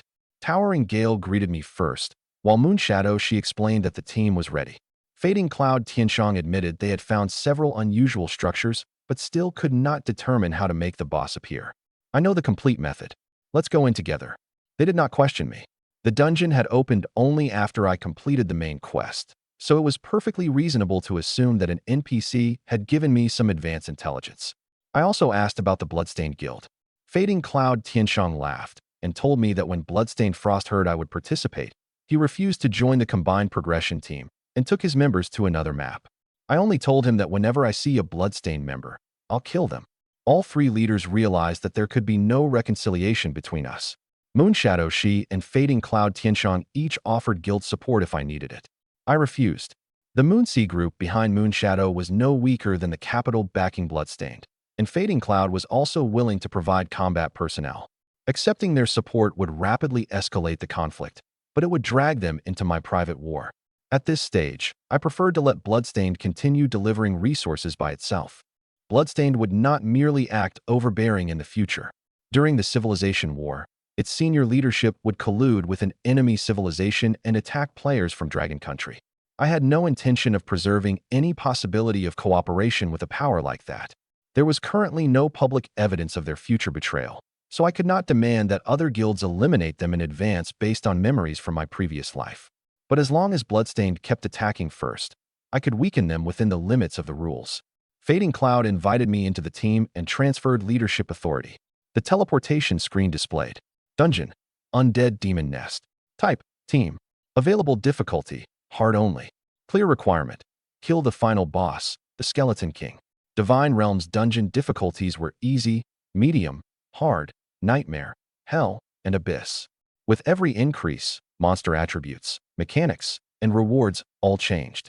A novice dungeon beginning directly at hard was precisely why every global guild had been obstructed. The dungeon determined the maximum team size. Undead Demon Nest allowed as many as 1,000 players holding black soul stones to enter, but increasing the number of participants did not reduce monster strength. Without unified command, bringing 1,000 people made it easier to trigger mechanics incorrectly. I confirmed entry, and the team was teleported into an underground nest built from countless bones. Pale blue soul flames floated through the air and illuminated the densely packed undead around us. The first floor's primary monsters were walking corpses and skeleton spearmen. Skeleton spearmen, black iron elite, hard. Level 10. Health 23,000. Attack 680.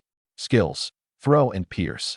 Hard difficulty enhancement raised their attributes at least 30% above those of outdoor monsters at the same level.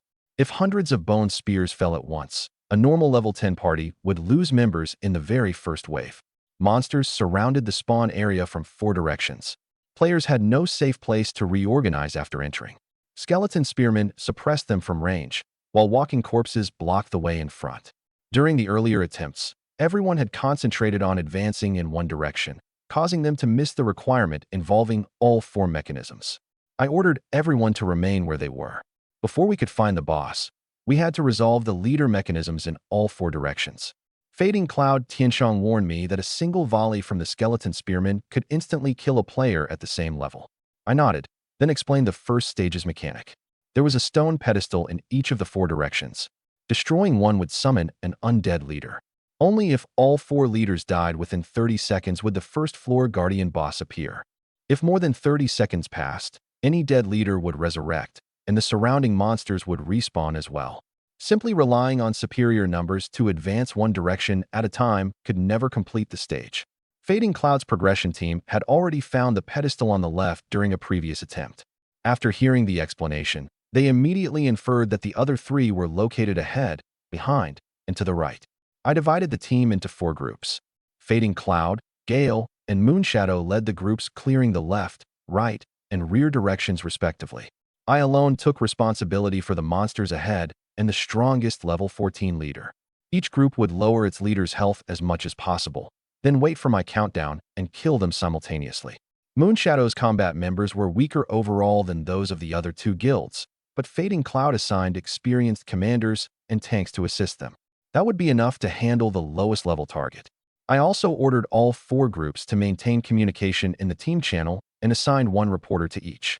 They had to announce when the leader reached 10%, 5%, and 1% health. No one was allowed to take the final blow without authorization. When the battle began, more than a dozen skeleton spearmen in front threw their weapons simultaneously. The nest's passage was narrow, and 6 bone spears still struck me.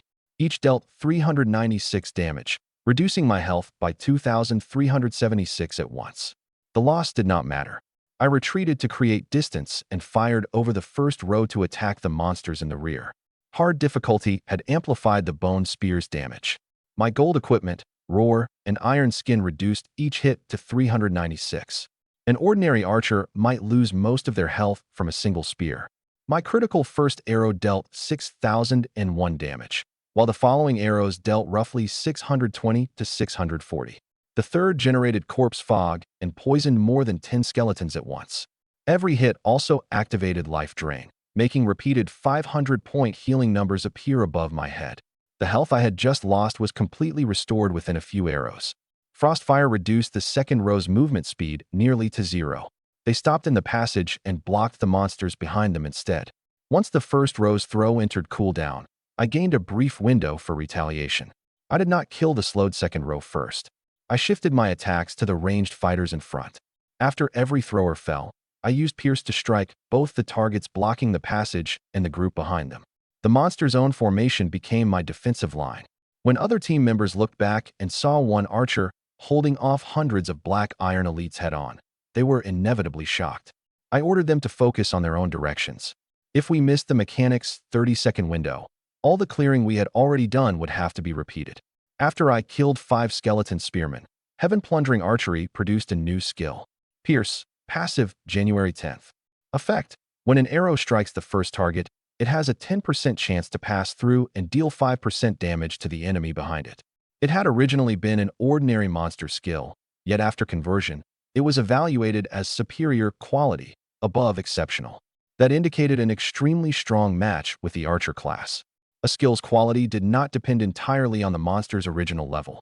Heaven Plundering Archery reevaluated it based on how well the ability fit archery. The more profoundly an ability changed the act of shooting, the higher its converted quality could become. At all 10 stacks, the penetration chance would reach 100%. Against enemies arranged in a line, every arrow I fired would strike a target behind the first one as well. I continued advancing. Pierce and Corpse Fog made it increasingly fast to clear groups, while Frostfire kept the monsters confined to the front of the passage. During the process, I reached level 11, gaining 1 point in each of my 4 primary attributes and 1 free attribute point. Half an hour later, all several hundred elites in my direction were dead. I had accumulated 60 agility and 30 strength while fully stacking both the Pierce and Throw passives. Each hard difficulty monster provided roughly 280 experience, 30% more than an outdoor elite at the same level. The large number of kills raised me to level 11 during the clearing process, and the full restoration on level up also canceled the cost of the early bone spear attacks. Pierce, passive, October 10th. Every arrow is guaranteed to pass through the first target and deals 50% damage to the enemy behind it. Throw, passive, 50/50ths. Arrow attack range increases by 200 meters, and projectile speed increases by 10 meters per second. The additional range allowed me to attack first from beyond the reach of most monsters. Faster arrows also gave distant targets less time to dodge. The stone pedestal ahead was already in sight. After confirming that the other 3 groups had begun surrounding their leaders, I shattered the mechanism with 1 arrow. The ground exploded, and an enormous skeleton spearman rose from the bones. Skeleton Spearman Commander, Black Iron Leader. Level, 14. Health, 105,000. Attack, 1,250. Skills, Pierce, Throw, and Spear of Darkness. The 4 leaders were respectively a level 10 Skeleton Soldier, level 11 Skeleton Warrior, level 12 Walking Corpse, and level 14 Skeleton Spearman Commander. Their difficulty increased step by step. If I attacked at full strength, I would finish before the other groups and cause the synchronization requirement to fail. Therefore, I slowed my output, prioritized avoiding skills, and lowered the commander's health only to a level close to those of the other 3 leaders. Its Spear of Darkness left behind continuous corrosion after hitting. I used the remains of the stone pedestal and frost traps to control the route, adding another round of damage only when the other groups reported their progress. 20 minutes later, all 4 targets were 1 hit from death. I began the countdown in the team channel. All 4 groups attacked at once. Level 14 Skeleton Spearman Commander killed. You have gained 3,796 experience. Contribution plus 140. You have plundered 12 agility. All 4 leader corpses fell within the 30-second limit. My contribution had already reached 3,410, placing me first in the entire village. My agility reached 274, and my base attack speed surpassed 5 arrows per second. After the synchronization succeeded, all 4 stone pedestals shattered, proving that the mechanic had been correctly disabled. If one group had been even a few seconds late, dark power would have raised the leaders again, forcing the team to spend another 20 minutes exhausting them. Violent energy fluctuations immediately appeared at the center of the nest. Dark power dragged the 4 corpses together and reshaped them into an undead that retained the outline of a human woman, although its body was severely corrupted. She might once have been human, but corrupted tissue now covered her lower body and arms, and a bone staff had fused with her flesh. The form was not meant for beauty. It was a combat body reconstructed from the 4 undead leaders. The system gave us a 1-hour kill limit. Corrosion Queen, Bronze Boss, Hard. Level, 14. Health, 490,000. Attack, 2,550. Skills, Rotten Corpse Summoning. Summons 100 rotten corpses. Corrosive Fog. Continuously corrodes targets in range. Devour. Consumes a corpse to restore 20% of maximum health. Darkness Blast. Fires dark energy in a straight line. A few players were distracted by the boss's appearance, so I immediately ordered the team back into formation. I'll handle the main damage. Prioritize controlling and clearing the rotten corpses. Every hard control skill is to be used only on my order. Do not activate one by yourself. A boss gradually adapted to repeated use of the same type of control. Wasting skills during an ordinary phase would leave us unable to interrupt crucial attacks later. Support classes applied defense reduction, attack reduction, slows, and healing suppression, while also buffing my damage and attack speed. I ordered them to apply every enhancement based on duration so that Thundershot and the opening Heavy Slash received all bonuses simultaneously. Classes with healing block skills held their core abilities until the boss's first attempt to devour. I opened the battle with Thundershot. The lightning arrow pierced the location of its heart, dealing 3,936 weak point damage, while Dark Arrow added another 544. The single hit removed almost 1% of its health and immediately gave me the highest aggro. The opening arrow did not receive Heavy Slash's additional 5,000 damage because the team had moved directly from the leader battle into the boss stage. I had not been out of combat for 20 seconds. Even so, Thundershot's damage remained far above that of an ordinary player. The Corrosion Queen summoned 100 rotten corpses and ordered them to pass the front line and attack me. The tanks and area damage classes from the 3 guilds intercepted the corpses on both sides. I switched to the frost-enchanted arrows I had prepared and focused only on the boss. With 100 rotten corpses present, letting them all reach me would not only obstruct my shots, but allow the Corrosion Queen to devour and heal at any moment. The team's primary job was not to damage the boss. It was to control these walking health packs. My critical hits dealt 876 damage, while ordinary physical hits dealt roughly 250. Dark bonus damage, bleed, and poison from corpse fog continued to tick, stabilizing my damage per second above 5,000.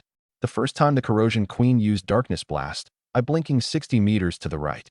The black torrent left only a deep crater where I had stood. After its health fell to 80%, it seized a nearby rotten corpse and swallowed it, restoring 20% of its maximum health and returning the bar to full. I deliberately allowed the first devour to complete so I could confirm the healing percentage and animation time on hard difficulty. There was a brief casting window between the queen grabbing the corpse and swallowing it. From now on, we could answer it with healing suppression or by killing the corpse. This was the true difficulty of the first stage. If the team cleared too slowly, the boss would heal endlessly. If everyone focused only on the ads, our damage would not meet the 1-hour limit. I ordered the team to leave only a small number of corpses alive and apply healing suppression to the remaining targets. Every time the Corrosion Queen lost 5% health, it attempted Darkness Blast. Apart from the first one, I interrupted every later cast by ordering stuns, freezes, and other controls in sequence. I did not allow the same mage to use stun repeatedly. We rotated between different skill types to reduce resistance growth. Frost Traps handled interrupts at fixed positions, while Thundershot was reserved for gaps in the control chain. Corrosive Fog, its ultimate skill, could not be interrupted. I remained inside the area and kept attacking. More than 100 priests focused their healing on me, and with the 500 health restored by every arrow, my health bar returned to full almost immediately after briefly falling. If I left the fog, the boss would turn to the closest tank and disrupt the formation. By relying on high defense and healing to withstand it head-on, I instead kept the team in the most stable damage position. More than 10 minutes later, the Corrosion Queen died. Damage contribution, 56%. You have gained 12,754 experience. Contribution plus 235. You have plundered 25 vitality. My damage alone exceeded the combined total of several hundred other players. The boss's corpse sank into the ground, leaving more than 10 pieces of equipment, including 4 bronze and 1 silver. A hard dungeon could cause a boss to drop an item 1 quality tier higher. That silver item was precisely the extra return from the advanced mechanic. A normal bronze boss did not reliably drop silver equipment. The higher the dungeon difficulty, the greater the chance of a higher tier drop. That was why the world's guilds chose the highest available difficulty despite knowing how hard it would be. All loot entered the team's shared storage and would be selected based on contribution after the dungeon was cleared, preventing arguments over distribution in the middle of progression. The system progress now showed that we were the first team to complete the opening stage. World guilds and other novice villages remained blocked by their first boss, and our team's morale rose noticeably. We immediately entered the second floor. There was no guardian boss here, only level 11 to 15 black iron elite skeleton guards. The long, narrow passage reduced the advantage of numbers, but it was perfect for piercing arrows and corpse fog. Skeleton guards possessed enormous frames and heavy iron armor. The front line could engage only a few at a time. Other players protected the rear and collected drops, while I used my additional 200 meters of range to begin clearing from the far end of the passage. I walked at the front, advancing while continuing to plunder. Level 15 skeleton guard killed. You have gained 1,341 experience. Ultra rare skill plundered, giant skeleton. My experience and contribution climbed rapidly. No other player could catch my final first place position on the contribution leaderboard. The second floor passage was even narrower than the first. Skeleton guards wore complete iron armor and had high individual defense, but they could advance only in a few columns. Pierce allowed my arrows to pass through the front line, while corpse fog continuously covered the entire passage. They were easier to clear here than in an open area. The team advanced for more than an hour, and I reached level 12 and then level 13. Hard difficulty dungeon monsters granted extremely high experience, but after level 13, my gains from level 10 and 11 monsters began to decline. I prioritized level 14 and 15 guards and left the lower level targets to teammates who needed to level, improving the group's overall return. From the skeleton guards, I plundered another 60 vitality and 40 strength and fully stacked a new ultra-rare passive. Giant skeleton, passive, 50/50ths. Effect, health plus 10,000. Defense plus 1,000. The passive pushed my survivability across another threshold. 10,000 health was equivalent to an additional 500 vitality, while 1,000 defense improved my ability to withstand both physical and certain magical attacks. It had no activation condition and remained in effect whether I was in or out of combat. I assigned every free attribute point from leveling to strength. My primary status became level 13, experience 23.3%, health 24,560, mana 12,560, strength 262, vitality 323, agility 276, spirit 128, attack speed 5.03 attacks per second, physical defense 1,512, magic defense 1,350. Among players of the same level, I now possess top-tier health, defense, attack, and speed all at once. Even without team healing, I had the foundation required to challenge a silver boss alone. Giant skeleton changed only my attributes, not my appearance. Otherwise, an archer suddenly transforming into an enormous skeleton would not only interfere with equipment, but expose the nature of my talent. As we approached the third floor, Fading Cloud Tianshang received urgent intelligence shared by the 9 Provinces Guild. He posted the intelligence screenshot and item description in the team channel. It came from observers 9 provinces had placed in the international trading market. The parties involved had not disclosed all details, but the violent divine Jade had already appeared on the Angel Guild's livestream. Lighthouse Country's Angel Guild had suddenly accelerated and entered the 3rd stage of its dungeon, several hours earlier than the timeline from my previous life. The intelligence explained why. The Bloodstained Guild had sold a diamond item, Violent Divine Jade, to the Angel Guild for $100 million. The Jade could increase all attributes of 50 units by 100% for 2 hours. The price was that when the effect ended, the users permanently lost 50% of their maximum health. The permanent 50% health loss could not be restored with ordinary medicine and would seriously hinder those players' future growth.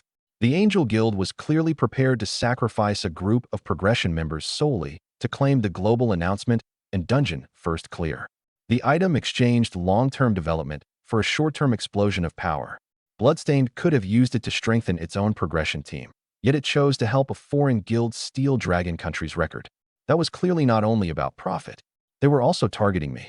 $100 million was a large amount for a guild, but far below the long-term commercial value of a world's first clear. Bloodstain's willingness to sell indicated that the capital behind it cared more about preventing my continued growth, or had already been cooperating with Lighthouse Country's forces. Towering Gale cursed Bloodstain for aiding an enemy on the spot. Moonshadow, she asked whether we still had a chance to secure the first clear now that we were behind. The first clear belongs to me. The Angel Guild can't take it. Violent Divine Jade improved attributes. It did not automatically solve dungeon mechanics. Even after reaching the third stage, the Angel Guild still had to complete the final strategy. I ordered everyone to remain at the second floor exit. The village chief's hidden quest required me to kill the final boss alone. If anyone else entered the third floor and dealt damage, the quest might fail. I temporarily transferred authority over the team's shared storage to Fading Cloud Tianshang, so no one would suspect that I planned to take all the loot from the first two floors. The final boss's personal drops would be calculated separately by quest and contribution rules. Some players worried that my solo attempt would waste our opportunity for the first clear. Fading Cloud Tianshang used the results from the first two floors to calm them, and the team ultimately accepted the arrangement. I entered the third floor alone. Pale bones covered the cavern floor. A throne of white bones stood at the center. The final boss wore armor, held an enormous dragon-scale sword, and sat silently upon the throne.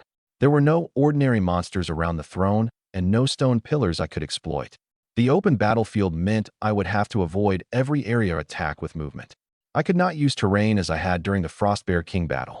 The instant I entered its range, two blue soul flames ignited in its eye sockets. Human, you have finally come. Instead of attacking immediately like an ordinary boss, it had been waiting for me. That was completely different from the dungeon records in my previous life. When players cleared Undead Demon Nest, in my previous life, the Skeleton King had never spoken a word. I directly asked why it recognized me. The Skeleton King explained that it was Noyus's bonded undead. Through their soul contract, it could read part of its master's memories. I had enraged Noyus inside the underground seal and forced him to use a final measure.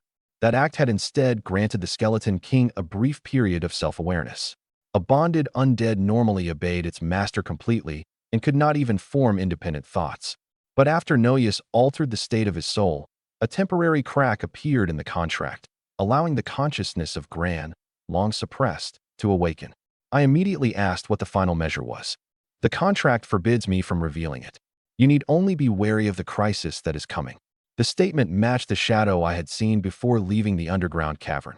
To escape, Noyus had clearly made a deal with some unknown existence. The Skeleton King could not tell me the other party's identity, the terms of the deal, or when the crisis would arrive. Continuing to question, it would only trigger backlash from the contract. I recorded the clue among the unresolved matters for now. The Skeleton King left the throne and walked toward me carrying the enormous sword. Rather than fade away with the passage of another 100 years, I would prefer to die in battle. Adventurer, show me your strength. Skeleton King, Silver Lord, hard. Level, 15. Health, 900,000. Attack, 4,800.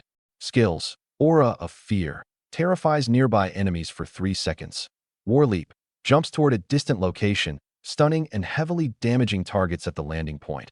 Earthsplitter Slash, creates a wide shock wave. Dragonbone Battle Armor, greatly increases damage reduction and grants a shield for 5 seconds. In life, he had been Gran, the founding king of the Silver Dragon Kingdom. 300 years earlier, Noyus had stolen his corpse and refined it into a bonded undead. Gran had once reached the legendary tier, but his power had steadily declined over the long period of sealing. Both the Dragonscale Greatsword and Dragonbone Battle Armor came from the Silver Dragon Kingdom. Even though he had fallen to level 15, his skill mechanics retained the combat habits of a legendary warrior. I could not treat him as an ordinary silver boss. The battle began. An aura of fear immediately covered the cavern. Undead Body made me immune to fear and other mental crowd control. I did not pause at all. I immediately retreated. With 4,800 attack, a single sword strike could kill an ordinary player instantly. Even I could withstand only a limited number. Power shot hit, and the first arrow triggered heavy slash, dealing 5,400 damage. Frost and darkness bonus damage were suppressed by his high magic defense, producing only a string of 249-point numbers. Frostfire's fixed slow and the quiver's 15% slow activated together, but did not bring him to a stop. The boss's base speed was far higher than an ordinary monster's, so I still had to move constantly. My normal arrows initially failed to penetrate his defense. Only an occasional critical hit dealt 798 damage. I switched to frost-enchanted arrows to reduce the Skeleton King's attack speed and movement speed by another 15% while continuously stacking Heavy Claw. After 10 arrows, the target's defense was reduced by 200. Normal attacks rose to 169 damage, and each arrow also added approximately 449 dark damage. My stable damage per second exceeded 3,000. Corpse Fog and Bite continued to trigger as well. Poison and Bleed dealt little damage individually, but their total contribution grew increasingly significant as the battle continued. Pierce had no second target in single combat and retained only the initial hit's damage. The Skeleton King praised my archery, then activated Dragonbone Battle Armor. A phantom of silver dragon bones covered his entire body, and my damage immediately became 0. I stopped wasting arrows and concentrated entirely on widening the distance. He followed with War Leap, crashing down toward me from above. I used Blink and teleported more than 60 meters away, avoiding the landing point, but I failed to escape the Earth Splitter / Shockwave that spread afterward. 7,888 damage. It removed nearly 1/3 of my health, but remained survivable. When Dragonbone Battle Armor ended 5 seconds later, the boss returned to its normal state with 95% health remaining. Earth Splitter / Shockwave covered almost the entire cavern. With no preparation the first time, I could only take it head-on. Life Drain required me to hit a target before it restored health, so the instant the battle armor ended, I resumed firing. The first rotation allowed me to confirm the complete rhythm. Every time the Skeleton King lost roughly 10% health, he would use Dragonbone Battle Armor, War Leap, and Earth Splitter / in sequence. Dragonbone Battle Armor and Earth Splitter / could be interrupted during startup with Thundershot or a Frost Trap. War Leap granted super armor during activation, so I had to use Blink to leave the landing point. That meant before pushing his health across the next threshold, I had to confirm that Blink's 82-second cooldown had ended. If Blink needed even a few more seconds, I stopped attacking and merely circled out of reach. The Skeleton King would not leave combat and heal. Wasting a little time was far safer than dying to War Leap. During cooldown periods, I used movement to avoid normal attacks and did not rush to increase my damage. If sword energy occasionally grazed me, a few seconds of shooting restored the lost health through Life Drain. Thundershot interrupted Earth Splitter / while I placed Frost Traps in advance along the route he would take when activating his armor. As the Skeleton King's control resistance gradually rose, I alternated between the two skills, ensuring that at least one type would function at every crucial threshold. The battle continued. 45%, 30%, 15%. I never allowed Earth Splitter / to complete again, nor did I waste Blink before a War Leap threshold. At last, the Skeleton King's health fell below 1,000. Throughout the battle, he repeatedly praised my control of distance. Those were not fixed system lines. They were Gran's genuine responses after regaining consciousness. The closer he came to death, the more determined his attacks became, yet the calmer his emotions seemed. Suddenly, he stopped resisting and dropped to one knee. I have lost. With you protecting Koro Village, Noius will not destroy it easily. I did not fire immediately. Do you have a final wish? The Skeleton King asked me to carry his bones to Silver Dragon Island and bury them beside the Queen's tomb. The system simultaneously triggered the hidden quest, a king's final wish. Silver Dragon Island did not lie within the Novice region. The quest was clearly connected to a higher-level map and the kingdom's history. I accepted his request. There was no time limit. I only had to preserve the Skeleton King's bones and deliver them to the Queen's tomb. My gold backpack had enough space. I could complete it after leaving the Novice Village and obtaining a route to Silver Dragon Island. Using the great sword to support himself, the Skeleton King stood straight once more. It is my honor to die beneath your arrow. Farewell, Gran. The final arrow passed through his soul flame and ended the Skeleton King's life. The final arrow extinguished the Skeleton King's soul flame, and the dungeon clear timer stopped. Gran's enormous skeleton collapsed before the throne, and a huge amount of loot burst out around him. Silver and gold light mixed together, with the dragon scale greatsword among them. The system results appeared one after another. Level 15 Skeleton King, hard, killed. You have gained 53,664 experience. Contribution plus 3,600. You have reached level 14. All 4 primary attributes, plus 1. Free attribute points, plus 1. Perfect quality skill plundered. Dragonbone Battle Armor. This was the 6th passive quality tier I had obtained. Heaven Plundering Archery clearly had even higher levels, but Perfect already surpassed Pierce's superior grade. Dragonbone Battle Armor. Passive, 1 first.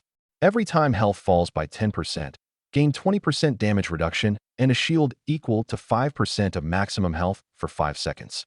Crossing several 10% thresholds in succession does not increase the damage reduction or shield strength, but the duration can stack. It consumed no mana and had no additional cooldown.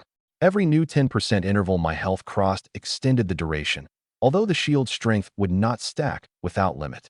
In practice, it meant I would automatically gain damage reduction and a shield whenever I came under burst damage. The higher my health, the stronger its protection. The Skeleton King also dropped 150 gold coins, 2 gold items, 3 silver items, 1 silver skill book, and other materials. The most valuable were the Dragon Scale Sword, Dragonbone Ring, and Skeleton Summoning Skill Book. All entered the team's shared storage first and would be distributed according to contribution after leaving the dungeon. The other players received the notification that the 3rd floor was open and soon arrived in the Throne Cavern. From the livestream progress, they knew the Angel Guild still needed several minutes before it might kill its final boss. The world's first clear was now guaranteed to belong to Koro Village. After more than 2 hours of continuous progression, many team members were nearly out of potions and mana. When they saw the corpse before the throne, they did not immediately crowd around the loot. They first confirmed that the 4 leaders had not resurrected and that the clear timer was locked. Only then did everyone truly relax. Fading Cloud Tianshan confirmed that I had completed the kill alone and that the village chief's hidden quest would not fail. Towering Gale immediately removed the delay from the team's livestream shutdown, ensuring that the outside world could not copy the final boss mechanics from our footage before the system announcement appeared. The final boss's aggro, shield, and draconic attack order were precisely the intelligence other guilds lacked. The first clear already belonged to us. There was no reason to give the strategy away for free to teams still competing. I did not remain to celebrate and ended the dungeon directly. Clear time, 2 hours, 32 minutes, 19 seconds. Personal contribution, 19,238. Final rating, perfect. The team had not failed during the 4-leader synchronization stage. The control chain had never collapsed, and I had killed the final boss alone as required by the hidden quest. That earned the highest possible rating. The dungeon completion reward was 1 gold dungeon chest and 10 medium skill experience talismans. When everyone was teleported back to the entrance of the Black Crow Mountains, the global announcement rang out 3 times. Player, Evernight, has led Koro Village's team to become the first party in the world to clear the novice dungeon, Undead Demon Nest. Evernight's personal contribution accounted for 64% of the total. Rewards, 5,000 gold coins, 5,000 reputation, 1 life essence, and 1 gold chest. My contribution exceeded 50%, so the system reward included a life essence. The player in second place received only gold, reputation, and a silver chest. The announcement instantly interrupted the global channel and every guild livestream. When I watched the recordings later, I learned that several teams had been wiped because their members lost focus. Some even blamed the announcement itself. The Angel Guild suffered the greatest loss. It sacrificed 50 elite members' maximum health and spent $100 million on the Violent Divine Jade, yet still failed to secure the first clear. The item side effect had already taken effect. Even if Bloodstained refunded the money, it could not undo the damage. Those 50 players now had to either continue developing characters whose health had been permanently halved or delete them and start from nothing. Whichever they chose, the Angel Guild would lose a group of its most valuable core fighters during the launch period. Foreign powers immediately intensified their investigation into my real-world identity. However, Divine Realm blurred unauthorized records of appearance, voice, and body type. They could only speculate from quest routes and transaction history and could not find me in reality for the time being. 9 provinces also sent another invitation through Fading Cloud Tianshan. I respected their willingness to continue progressing, but I still had no intention of joining any guild. The world's first dungeon clear was mine. Next, I had to deal with the contribution rewards and the truly valuable loot. When Koro Village's dungeon event officially ended, every player in the village received 10 gold coins, 100 reputation, and 1 piece of black iron equipment for their class. I ranked first on the contribution leaderboard and received an additional 500 gold, 1,000 reputation, and the gold weapon, Blackwing Bow. Distribution also opened for the team's shared storage. The player with the highest contribution selected first. Taking an item deducted the corresponding amount, with higher quality costing more. My 19,238 points were enough to cover the overwhelming majority of rare loot. I used all 19,238 points to select the 2 gold items first, along with 4 silver items, 6 silver consumables, and a batch of bronze goods. My 64% contribution came from commanding the mechanics, providing the main damage, and killing the final boss. The other team members had already received experience and event rewards, so no one objected. The 2 gold items were the Dragon Scale Sword, usable by warriors and knights, and the Dragonbone Ring. I could use neither, so I immediately opened them for public bidding. Both Fading Cloud and Gale wanted these scarce launch period gold items, and bidding briefly exceeded 400,000. In the end, they stopped inflating one another's prices.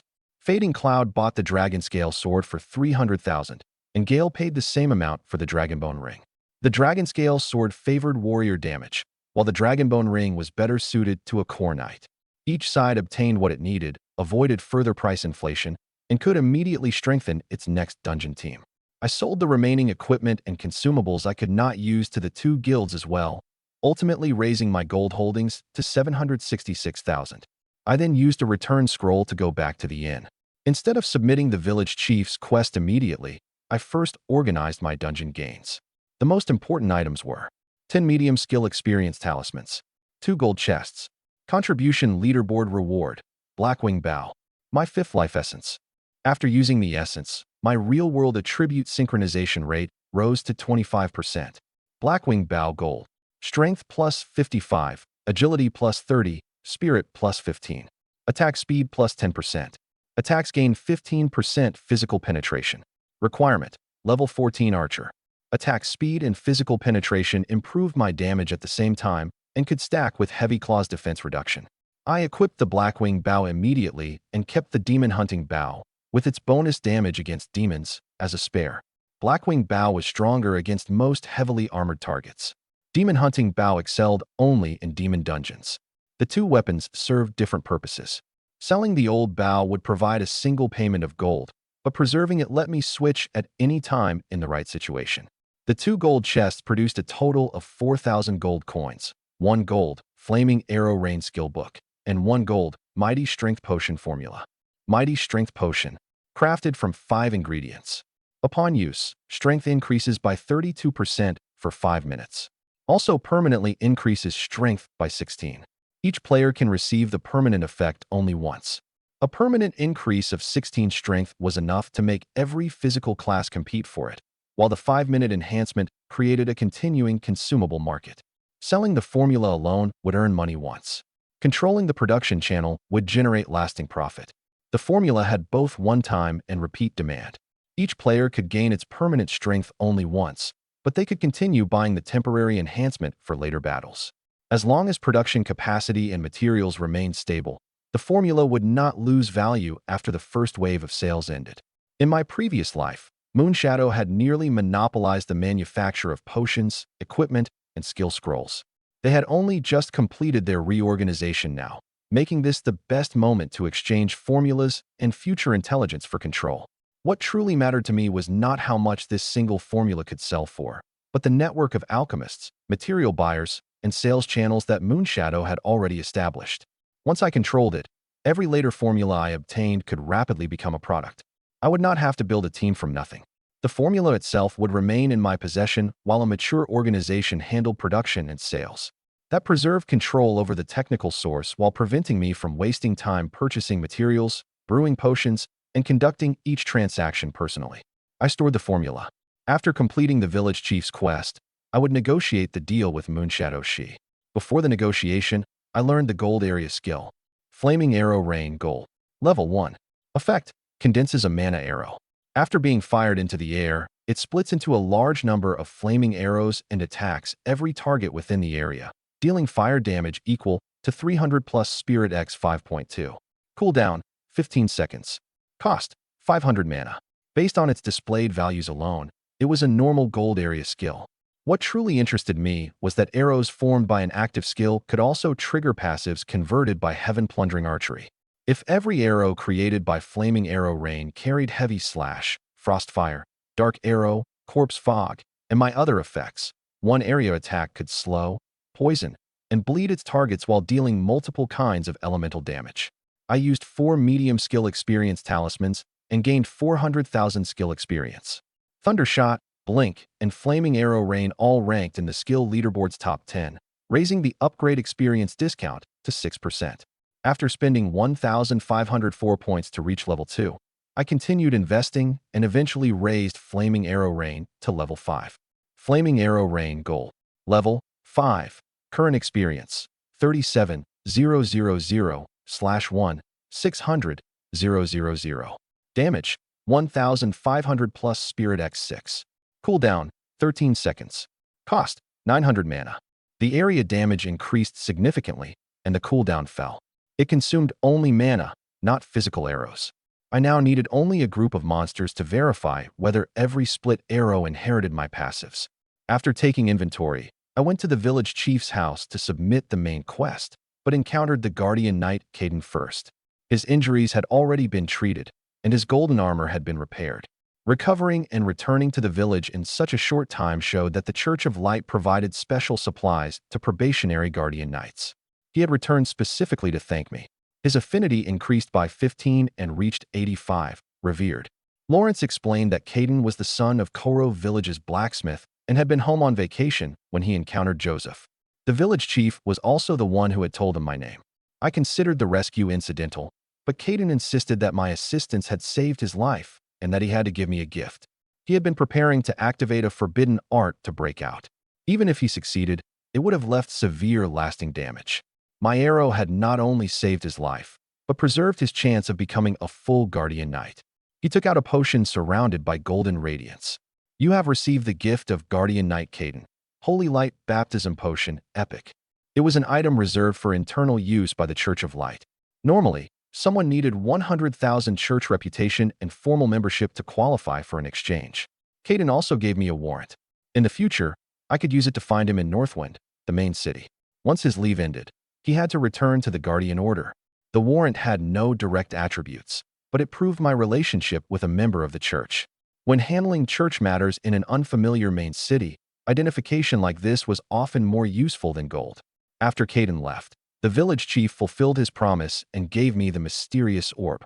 The main quest, Destroy the Undead Demon Nest, was complete. Rewards, 10,000 experience, 100 gold coins, and the mysterious orb. Lawrence had forgotten exactly where the orb came from. He remembered only exploring ruins across many parts of the continent in his youth. Because no one could identify it, he had kept it at the bottom of the chest all these years. Once the mysterious orb entered my inventory, the luck value on my status screen increased by 1. Luck had originally displayed unknown, and this single point could not be compared directly with ordinary attributes, but it had already shown an effect in monster drops. Lawrence advised me to visit the Church of Knowledge. Although the Light Empire recognized the Church of Light as its state religion, other churches still existed. All 4 main cities had a Church of Knowledge. Anyone who passed a sage's trial might receive guidance from the God of Knowledge and uncover the nature of an unidentified item. The Church of Knowledge usually stayed out of national power struggles. Its members specialized in collecting information about history, ruins, and artifacts. The price was that its trials varied from one person to another. An answer could not simply be bought with gold. I kept the orb in my inventory so its 1 luck would remain active, then inspected Caden's potion. Holy Light Baptism Potion, Epic. Upon use, creates a trace of light aura, increasing affinity with creatures of light by 100%, raising resistance to dark debuffs by 50%, and permanently increasing spirit. The potion had been personally crafted by the first Saintess Carol. Its base attributes did not necessarily match those of an ordinary epic consumable. Its truly precious effect was the light aura, the entry requirement for the Abyss Dungeon, Holy Light Sanctuary.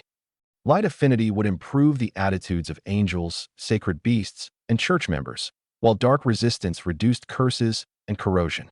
Both effects would remain permanently and might prove useful during the crisis involving Noyes. I drank it immediately, permanently increasing spirit by 40. There was a little more than an hour before I would be forcibly logged out, and Moonshadow she was online. I sent her a screenshot of the Mighty Strength Potion formula and asked her to meet me at the inn for negotiations. The screenshot displayed only the formula attributes the system allowed me to reveal. It contained neither my real-world identity nor any other item in my inventory. Moonshadow, she confirmed its authenticity before coming, preventing either side from wasting time. Moonshadow, she replied almost immediately. When she arrived at the inn, she first asked to inspect the formula's complete attributes. I handed her the original, and the effect that permanently added 16 strength quickly drew her attention. One mighty strength potion was equivalent to gaining 8 levels worth of strength, while also providing a 5-minute enhancement. Even after the market for the permanent attribute became saturated, guild progression and boss competitions would continue consuming the temporary effect. I began with a direct sale price, 100 million gold. At the exchange rate of the time, that was equivalent to roughly 20 billion Dragon Country yuan. Moonshadow, she refused immediately and listed 3 practical problems. First, there was no guarantee that all 3 billion physical class players would buy it. If each bottle sold for 3,000 gold, it would cost close to 600,000 Dragon Country yuan at the current exchange rate, beyond the reach of ordinary players. Second, lifestyle players' alchemy levels were currently too low, while gold ingredients were difficult to gather reliably. Formal production might take several months. Third, Moonshadow did not possess 20 billion in liquid funds, much less 100 million in game gold. Every one of those judgments was correct during the launch period. She also pointed out that failing to brew a gold potion would destroy all materials and that advanced alchemists were currently unavailable. That risk affected only the early stage. Once the level 20 tier trial became public, everyone would compete for potions that permanently increased attributes. The tier trial prohibited temporary items and calculated only permanent attributes, equipment, skills, and talents. Failure meant the character could never level up again. A permanent increase of 16 strength appeared modest, but at that point, it could decide whether an account was capable of continuing to grow. I could not reveal a rule that had not yet appeared, so I proposed a second transaction. I want shares in the Moonshadow Guild. Based on the guild's valuation of roughly 50 billion, Moonshadow, she offered 20% of the original equity. 20% would not let me decide guild strategy and could be diluted during later financing. It did not meet my objective. I want 52%. The controlling share made her immediately call the price unreasonable. I added my conditions. In addition to the mighty strength potion, I would continue providing large numbers of potion formulas, equipment blueprints, and material locations. I did not want 52% merely to receive a larger dividend. I wanted to ensure that critical formulas, production lines, and inventory could not slip out of my control after changes in capital ownership. A minority shareholder could only share profits. A controlling shareholder had the right to decide whom Moonshadow supplied during a future war. She admitted that if I truly delivered, the transaction might be possible. But one formula could not prove that I could provide a long-term supply. I further promised to give them information on material distribution. Moonshadow would not have to waste large amounts of money on blind exploration. It could simply organize gathering teams to verify coordinates and control resource points ahead of time. Then let's sign a performance-based agreement. If I produced another 4 black iron or bronze attribute potion formulas within 3 days, I would receive 52% of Moonshadow's original equity. If I failed, the mighty strength potion formula would earn me only 5%. Moonshadow did not truly care about the 4 lower-grade formulas by themselves. They wanted proof that I could continuously supply technical sources. Black iron and bronze potions used easier-to-find ingredients and were more suitable for current alchemists. If I delivered on time, they could immediately verify the entire partnership model. The failure terms were extremely unfavorable to me. A gold formula of enormous value would earn only 5%, and I would lose the opportunity for control. Precisely because I was accepting a real penalty, Moonshadow had reason to accept a 52% success condition. For lower-grade attribute formulas were also better suited for current production. The equity was divided among Moonshadow She, her older sister Moonshadow Wei, and their father, so she could not decide alone. She proposed an in-person discussion. I refused. Until my real-world defenses were strong enough to withstand firearms and other threats, I would not allow a business partner to confirm my identity. A system contract could already bind the transaction. There was no need to meet in reality. Signing online would also allow Evernight to become the contractual party directly. The system would verify the equity, revenue, and breach conditions. That allowed the transaction to proceed without leaving my real name, bank account, or meeting records. Moonshadow, she asked for until the next day to answer, and I agreed. I was confident that I would win the agreement. Koro Village's Hidden Hunter quest was connected not only to an archer advancement class, but to several potion formulas, including 8 attribute formulas. Once the negotiation ended, I logged out. My 25% attribute synchronization raised my overall physical capabilities to roughly 8 times those of an ordinary person, but that was still insufficient to withstand modern weapons head-on. After briefly adapting to my strength, I checked the guild's progress again. My next class quest would teleport me near the novice village occupied by the Takamagara Guild. In the original history, Takamagara would clear its dungeon at roughly 2 in the afternoon on the second day. In my previous life, I completed the quest and returned directly to Koro Village without interfering.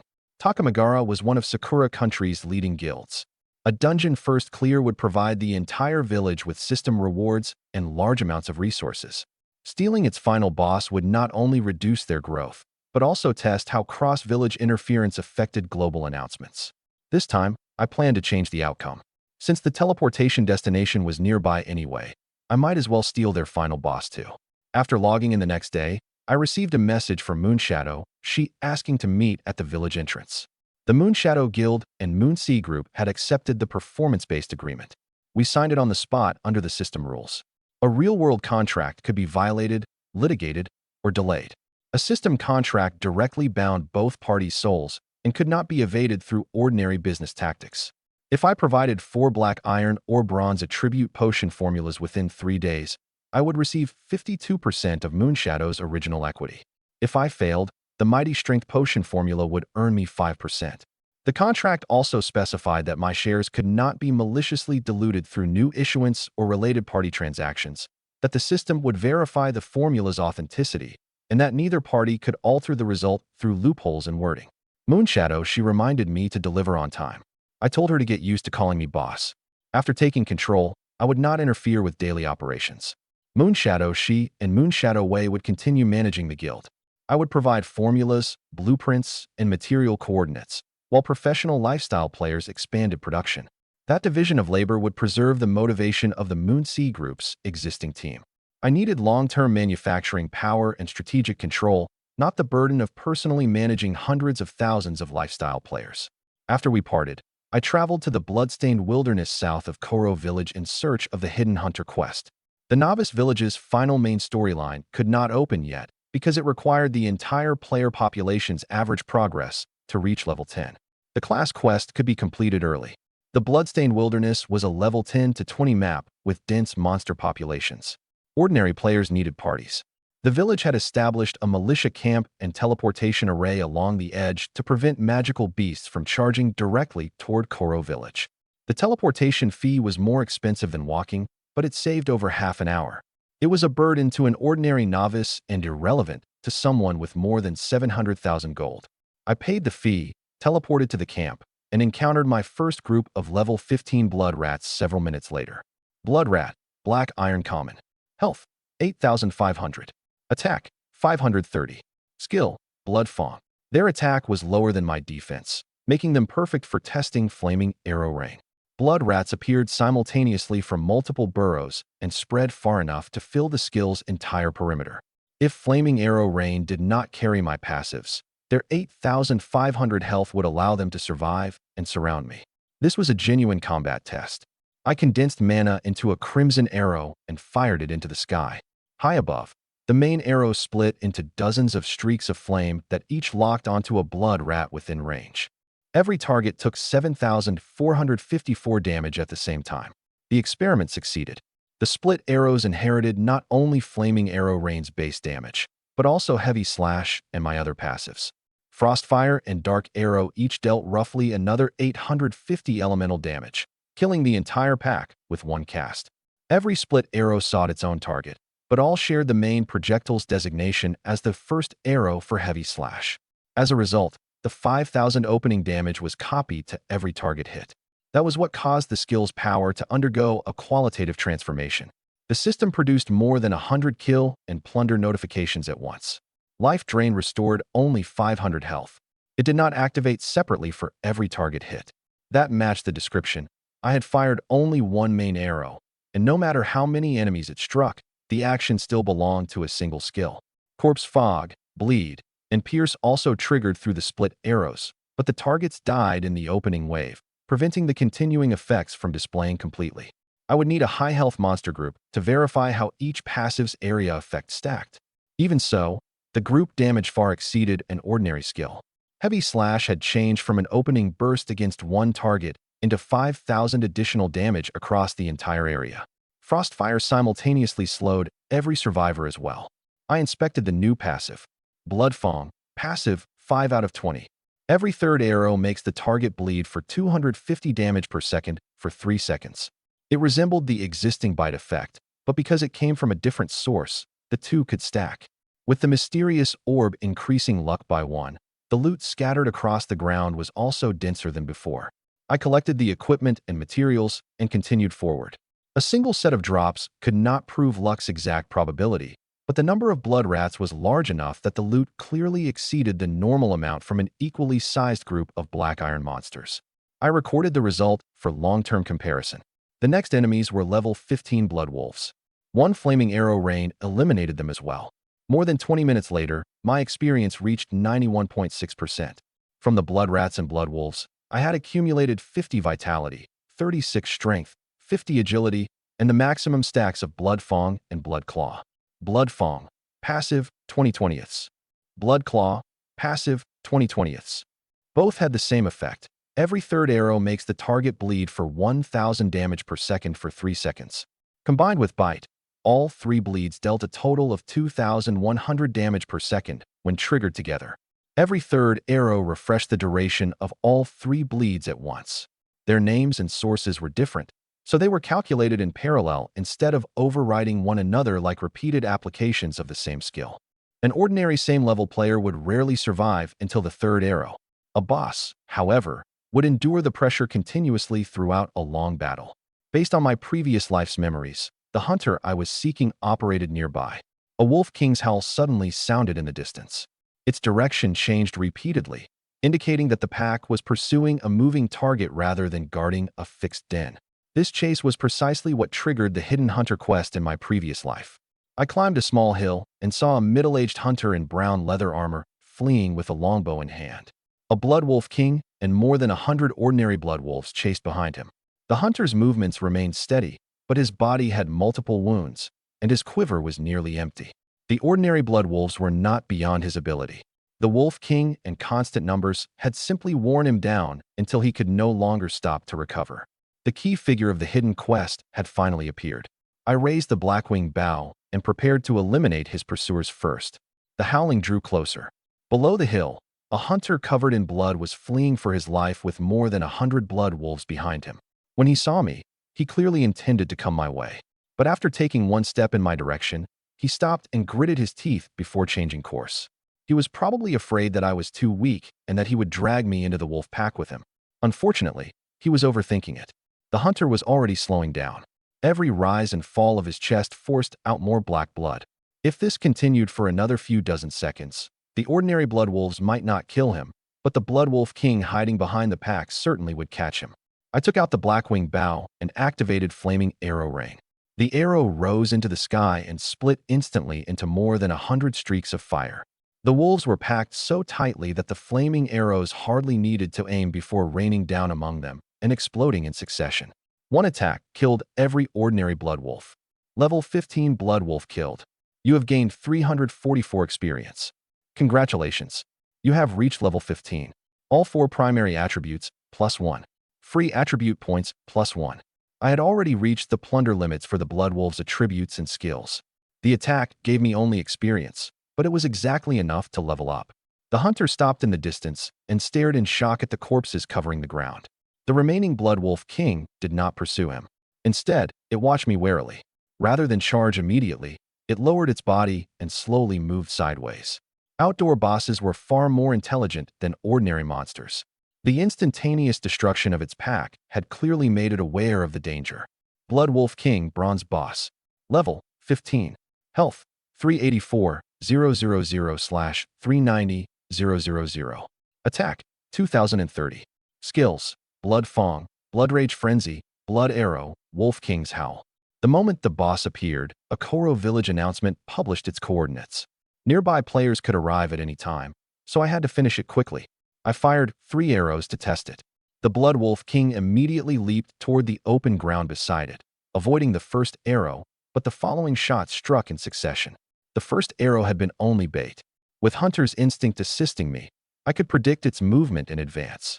The attacks that followed were the true killing blows. The Blood Wolf King flew into a rage and opened its mouth to condense a blood arrow. But the movement before the skill was too obvious.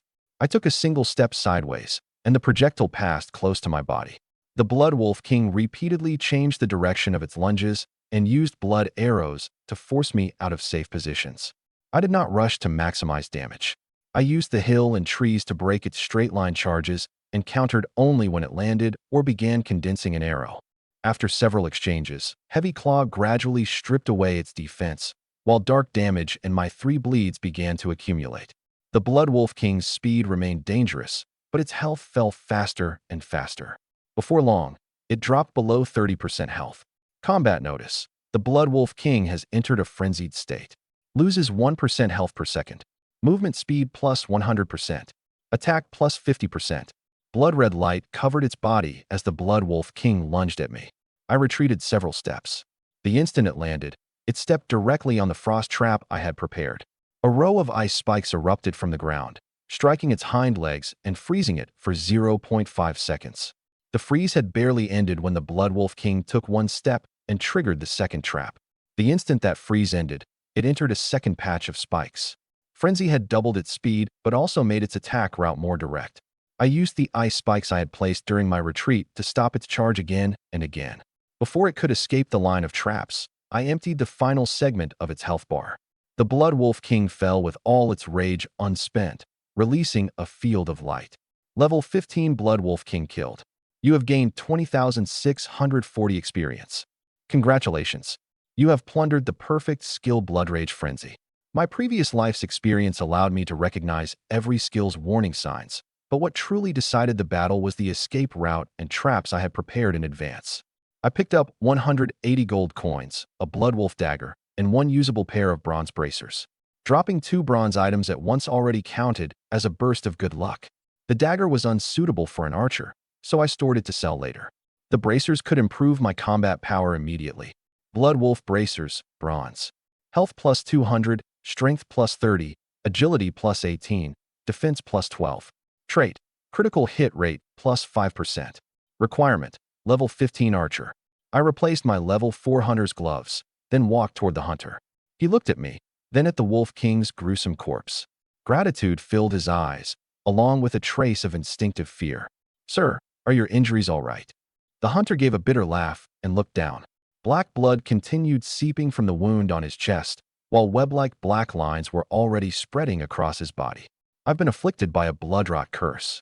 I probably have only a few days left. Although I knew the solution, the quest still had to be triggered through its proper sequence. Is there any way to cleanse it? The heart of a Blood Eagle King could do it, but those creatures live in the blood-stained rift. They are extremely powerful. He kept one hand pressed against the wound while speaking. The black lines were spreading quickly. Even if suppressed with medicine, he could survive only a few days at most. The quest appeared to have no explicit timer, but the longer I delayed, the greater the risk that he would die. Congratulations. You have triggered the hidden quest. Cleanse the curse. Bring the heart of a Blood Eagle King back to Koro Village's hunter. Leave it to me. The hunter froze for a moment, then thanked me repeatedly with visible emotion. To him, those words were hope that he might survive. I told the hunter to return to Koro Village along the route he had taken. I had already cleared most of the monsters in that area. As long as he stayed on the road, he would not encounter further danger. Only after he left did I inspect the ability I had just plundered. Blood Rage Frenzy, passive 1/1. After taking 100 attacks, you may actively enter a frenzied state. Lose 1% of maximum health per second. Attack speed plus 100% and strength plus 50%. Cooldown, 6 hours. May be deactivated at any time. As long as my recovery rate could cover the continuing health loss, the passive could become a long-duration burst state. Triggering it required only that I accumulate 100 received attacks, which I could prepare in advance using low-level monsters. But the 6-hour cooldown meant I could not activate it casually. After closing the status screen, I headed for the Bloodstained Rift. The Blood Eagle species nested on the cliffs along both sides of the rift. Without the ability to fly, Killing the Blood Eagle King in the air would be difficult. Even if I succeeded, the loot might fall straight into the abyss. In my previous life, I had suffered a great deal while completing this quest. Now that I possessed complete memories, I naturally would not take the same detour again. Back then, I had waited at the edge of the rift for a long time before the Blood Eagle King finally approached the ground. After I killed it, its corpse had nearly fallen into the abyss. The experience had taught me one thing. If terrain and bait could solve a problem, there was no reason to gamble on brute force and luck. A kind of blood fruit grew near the rift. Blood eagles were carnivorous magical beasts, but they could not resist the fruit's scent because it strengthened their bloodline. More than 10 minutes later, I reached the area where the blood fruit grew. Fingernail-sized red fruit hung from low shrubs. Many blood eagles were already tearing at one another as they fought over them. Blood eagle, black iron common. Level, 15. Health, 10,500. Attack, 500. Skills, minor life, peck. The moment they smelled a human, all the blood eagles raised their heads and charged at me in a flock. I drew the blackwing bow and sent flaming arrow rain down in front of them. Dozens of flaming arrows each found a target and reduced the birds to critical health. Frostfire's slow activated immediately. The blood eagles stiffened, and before they could hit the ground, the continuing damage emptied their remaining health. Level 15 blood eagle killed. You have gained 344 experience. Congratulations. You have plundered 4 vitality. Congratulations. You have plundered the superior skill minor life. More blood eagles continued charging from behind. After confirming that their attacks could not penetrate my defense, I did not retreat blindly. I held my position and allowed the flock to gather inside flaming arrow rain's area. Sharp beaks struck dragonbone battle armor and produced only a dense series of soft impacts without dealing effective damage. Standing at the center of the flock, I continuously drew my bow while flame, darkness, and poison fog spread around me. An encirclement deadly to an ordinary player became the most efficient possible method of grouping monsters for me. When the battle ended, I had obtained 3 black iron items, 50 vitality, 24 agility, and all stacks of minor life. Minor life, passive, October 10th. Effect, permanently increases health by 10%. Percentage-based health would grow with vitality, making the passive increasingly valuable in later stages. I checked my passive list again. 3 abilities were still not fully stacked. Fortunately, I remembered which monsters possessed the same skills and could complete them after leaving the novice village. My health increased to 29,370. In my previous life, a tank player with a mythic health talent had possessed less than 20,000 health at level 20. I was only level 15 and already approaching 30,000. Now this was what a truly all-purpose archer looked like. For a supreme talent, however, it was still nowhere near the limit. After clearing the blood eagles, I activated the gathering skill I had learned in advance. My hand touched a shrub. When the 10-second progress bar ended, all 30 blood fruits on the plant entered my inventory. I spent some time collecting every mature blood fruit nearby, then traveled to the bloodstained rift. Legend said the rift was a scar left by the battle between a demigod and a blood demon dragon. The dragon's blood had turned the surrounding soil dark red. No one could confirm whether the story was true, but an abnormally dense concentration of blood power did remain there. I poured thousands of blood fruits onto an open area and formed them into a small hill. Their powerful scent quickly drowned out my own and sent the blood eagles inside the rift into a frenzy. The pile could not be too small. A weak scent would attract only ordinary blood eagles. Only a sufficiently large quantity could make the temptation of bloodline enhancement force the king out of its safest nest. I concealed myself behind a rock upwind and left clear routes for shooting and retreat. A moment later, a piercing cry rang through the valley. The enormous blood eagle king flew out of the rift. The ordinary blood eagles withdrew and surrendered the entire pile to it. Once the king landed, I drew my longbow from behind cover. The arrow tore through the air and struck its back precisely. Minus 5,239. Minus 156. Dark damage. The blood eagle king spun around and charged at me in fury. The bait had worked. All I needed to do now was kill it. When the blood eagle king charged, the ordinary blood eagles did not assist it. They withdrew even farther. I was not surprised. Ordinary blood eagles submitted to a superior bloodline, but after their ruler died, they would fight over its corpse and consume its flesh to evolve. They watched the king continuously, which meant that after killing the boss, I might actually use the chaos to withdraw. Boom. Its talons tore open the ground and left a deep crater. After firing my first arrow, I moved along the side of the fruit pile and avoided the dive while reading the boss's status. Blood Eagle King, Silver Boss. Level, 15.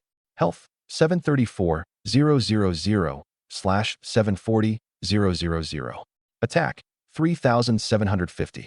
Skills, Minor Life, Blood Hurricane, Extreme Speed, Eagle's Cry Across the Sky. It was weaker than the Skeleton King inside the hard dungeon, but it possessed an aerial advantage. I could restore health lost to ordinary attacks with life drain. The true danger was Blood Hurricane and its enormous area. Even though I had superior numbers on the status screen, I did not abandon movement completely. The Blood Eagle King could fly and attack from more angles than a ground boss. By keeping the fruit pile and rocks beside or behind me, I could restrict the direction of its dives and preserve a safe landing point for Blink. Once the tactic was settled, I fired repeatedly at the Blood Eagle King. -259. -1,249. Critical hit. -299. Heavy Claw kept reducing its defense, while the third arrow triggered Bleed and Corpse Fog. Even with 50% bleed resistance, damage numbers of -1,050 and -200 continued rising above its head. Only after Heavy Claw reached its maximum defense reduction did my output truly stabilize. As soon as it lost 5% health, the Blood Eagle King activated Eagle's Cry Across the Sky. A shriek increased its attack, then its talons struck me from above. -3,809. Combat Notice. Your health has fallen by 12.9%. Activating Dragonbone Battle Armor. Damage reduction plus 20%. Shield gained 1,468. Duration 5 seconds. The enhanced attack failed to break through the shield, but the Blood Eagle King immediately changed its diving angle and tried to force me away from the rocky cover.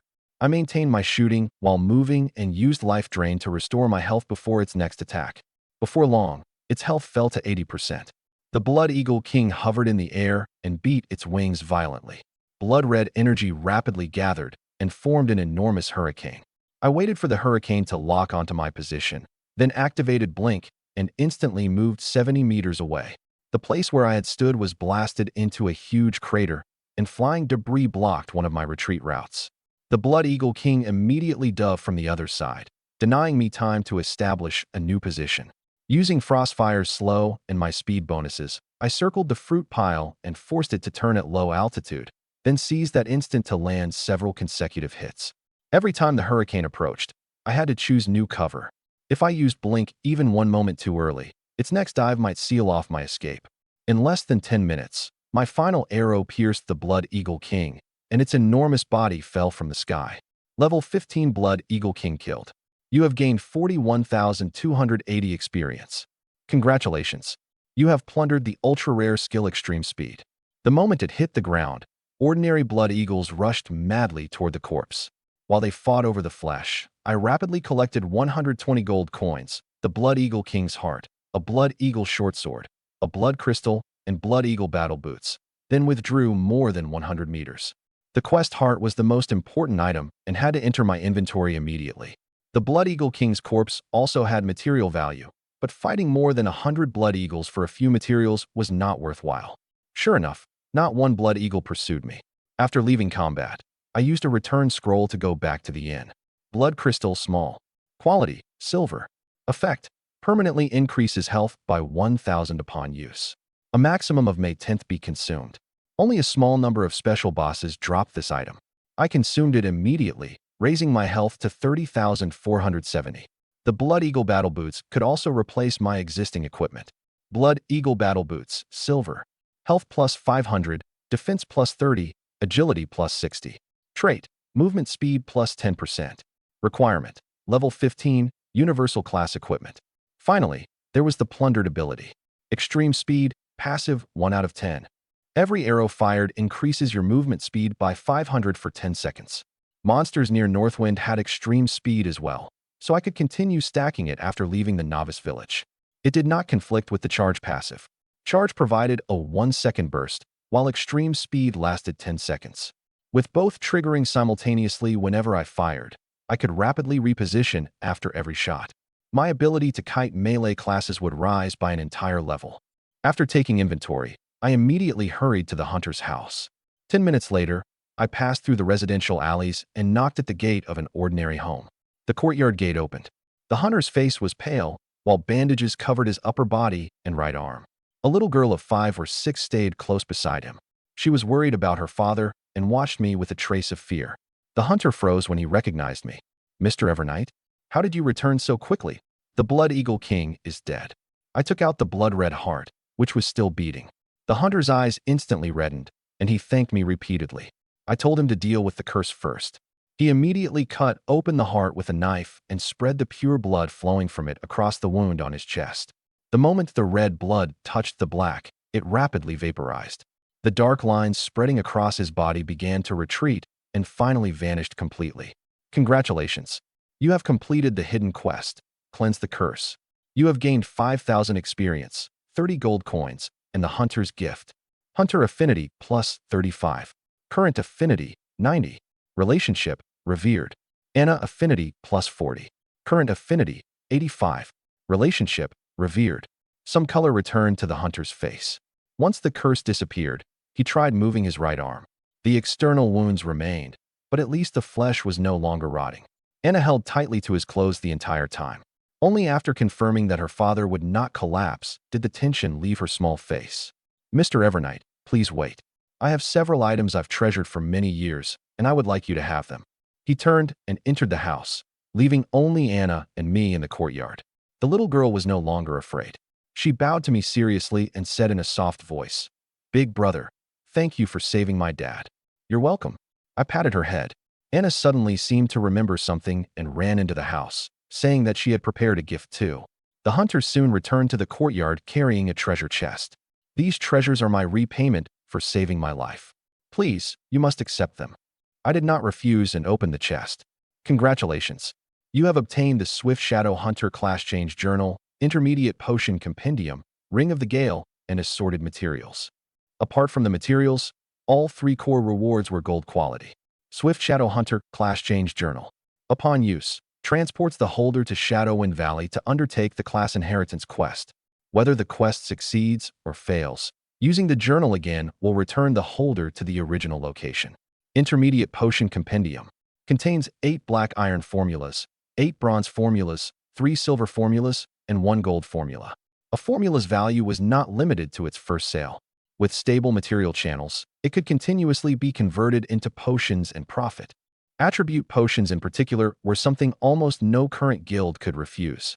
The compendium happened to include the 4 black iron attribute potion formulas and 4 bronze attribute potion formulas required by my wager. That meant there was now no possibility of losing my agreement with Moonshadow Shi. But 3 days still remained before the deadline. I decided to complete the class inheritance first and deal with the equity transaction afterward. The third reward was the Ring of the Gale. Ring of the Gale Gold.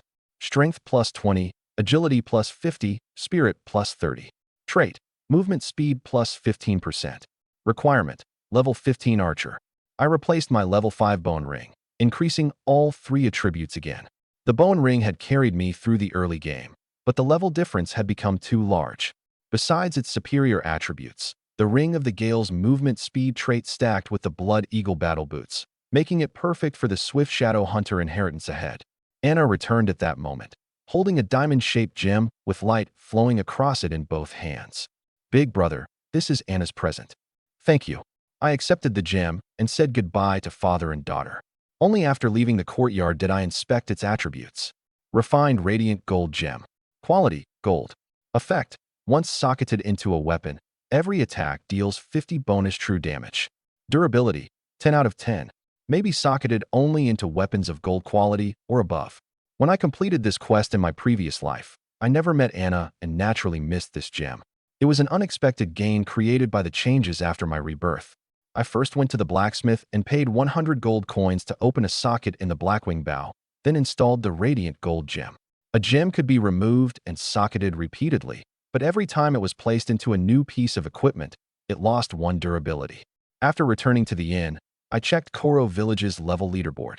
Only players who reached level 10 qualified for the ranking.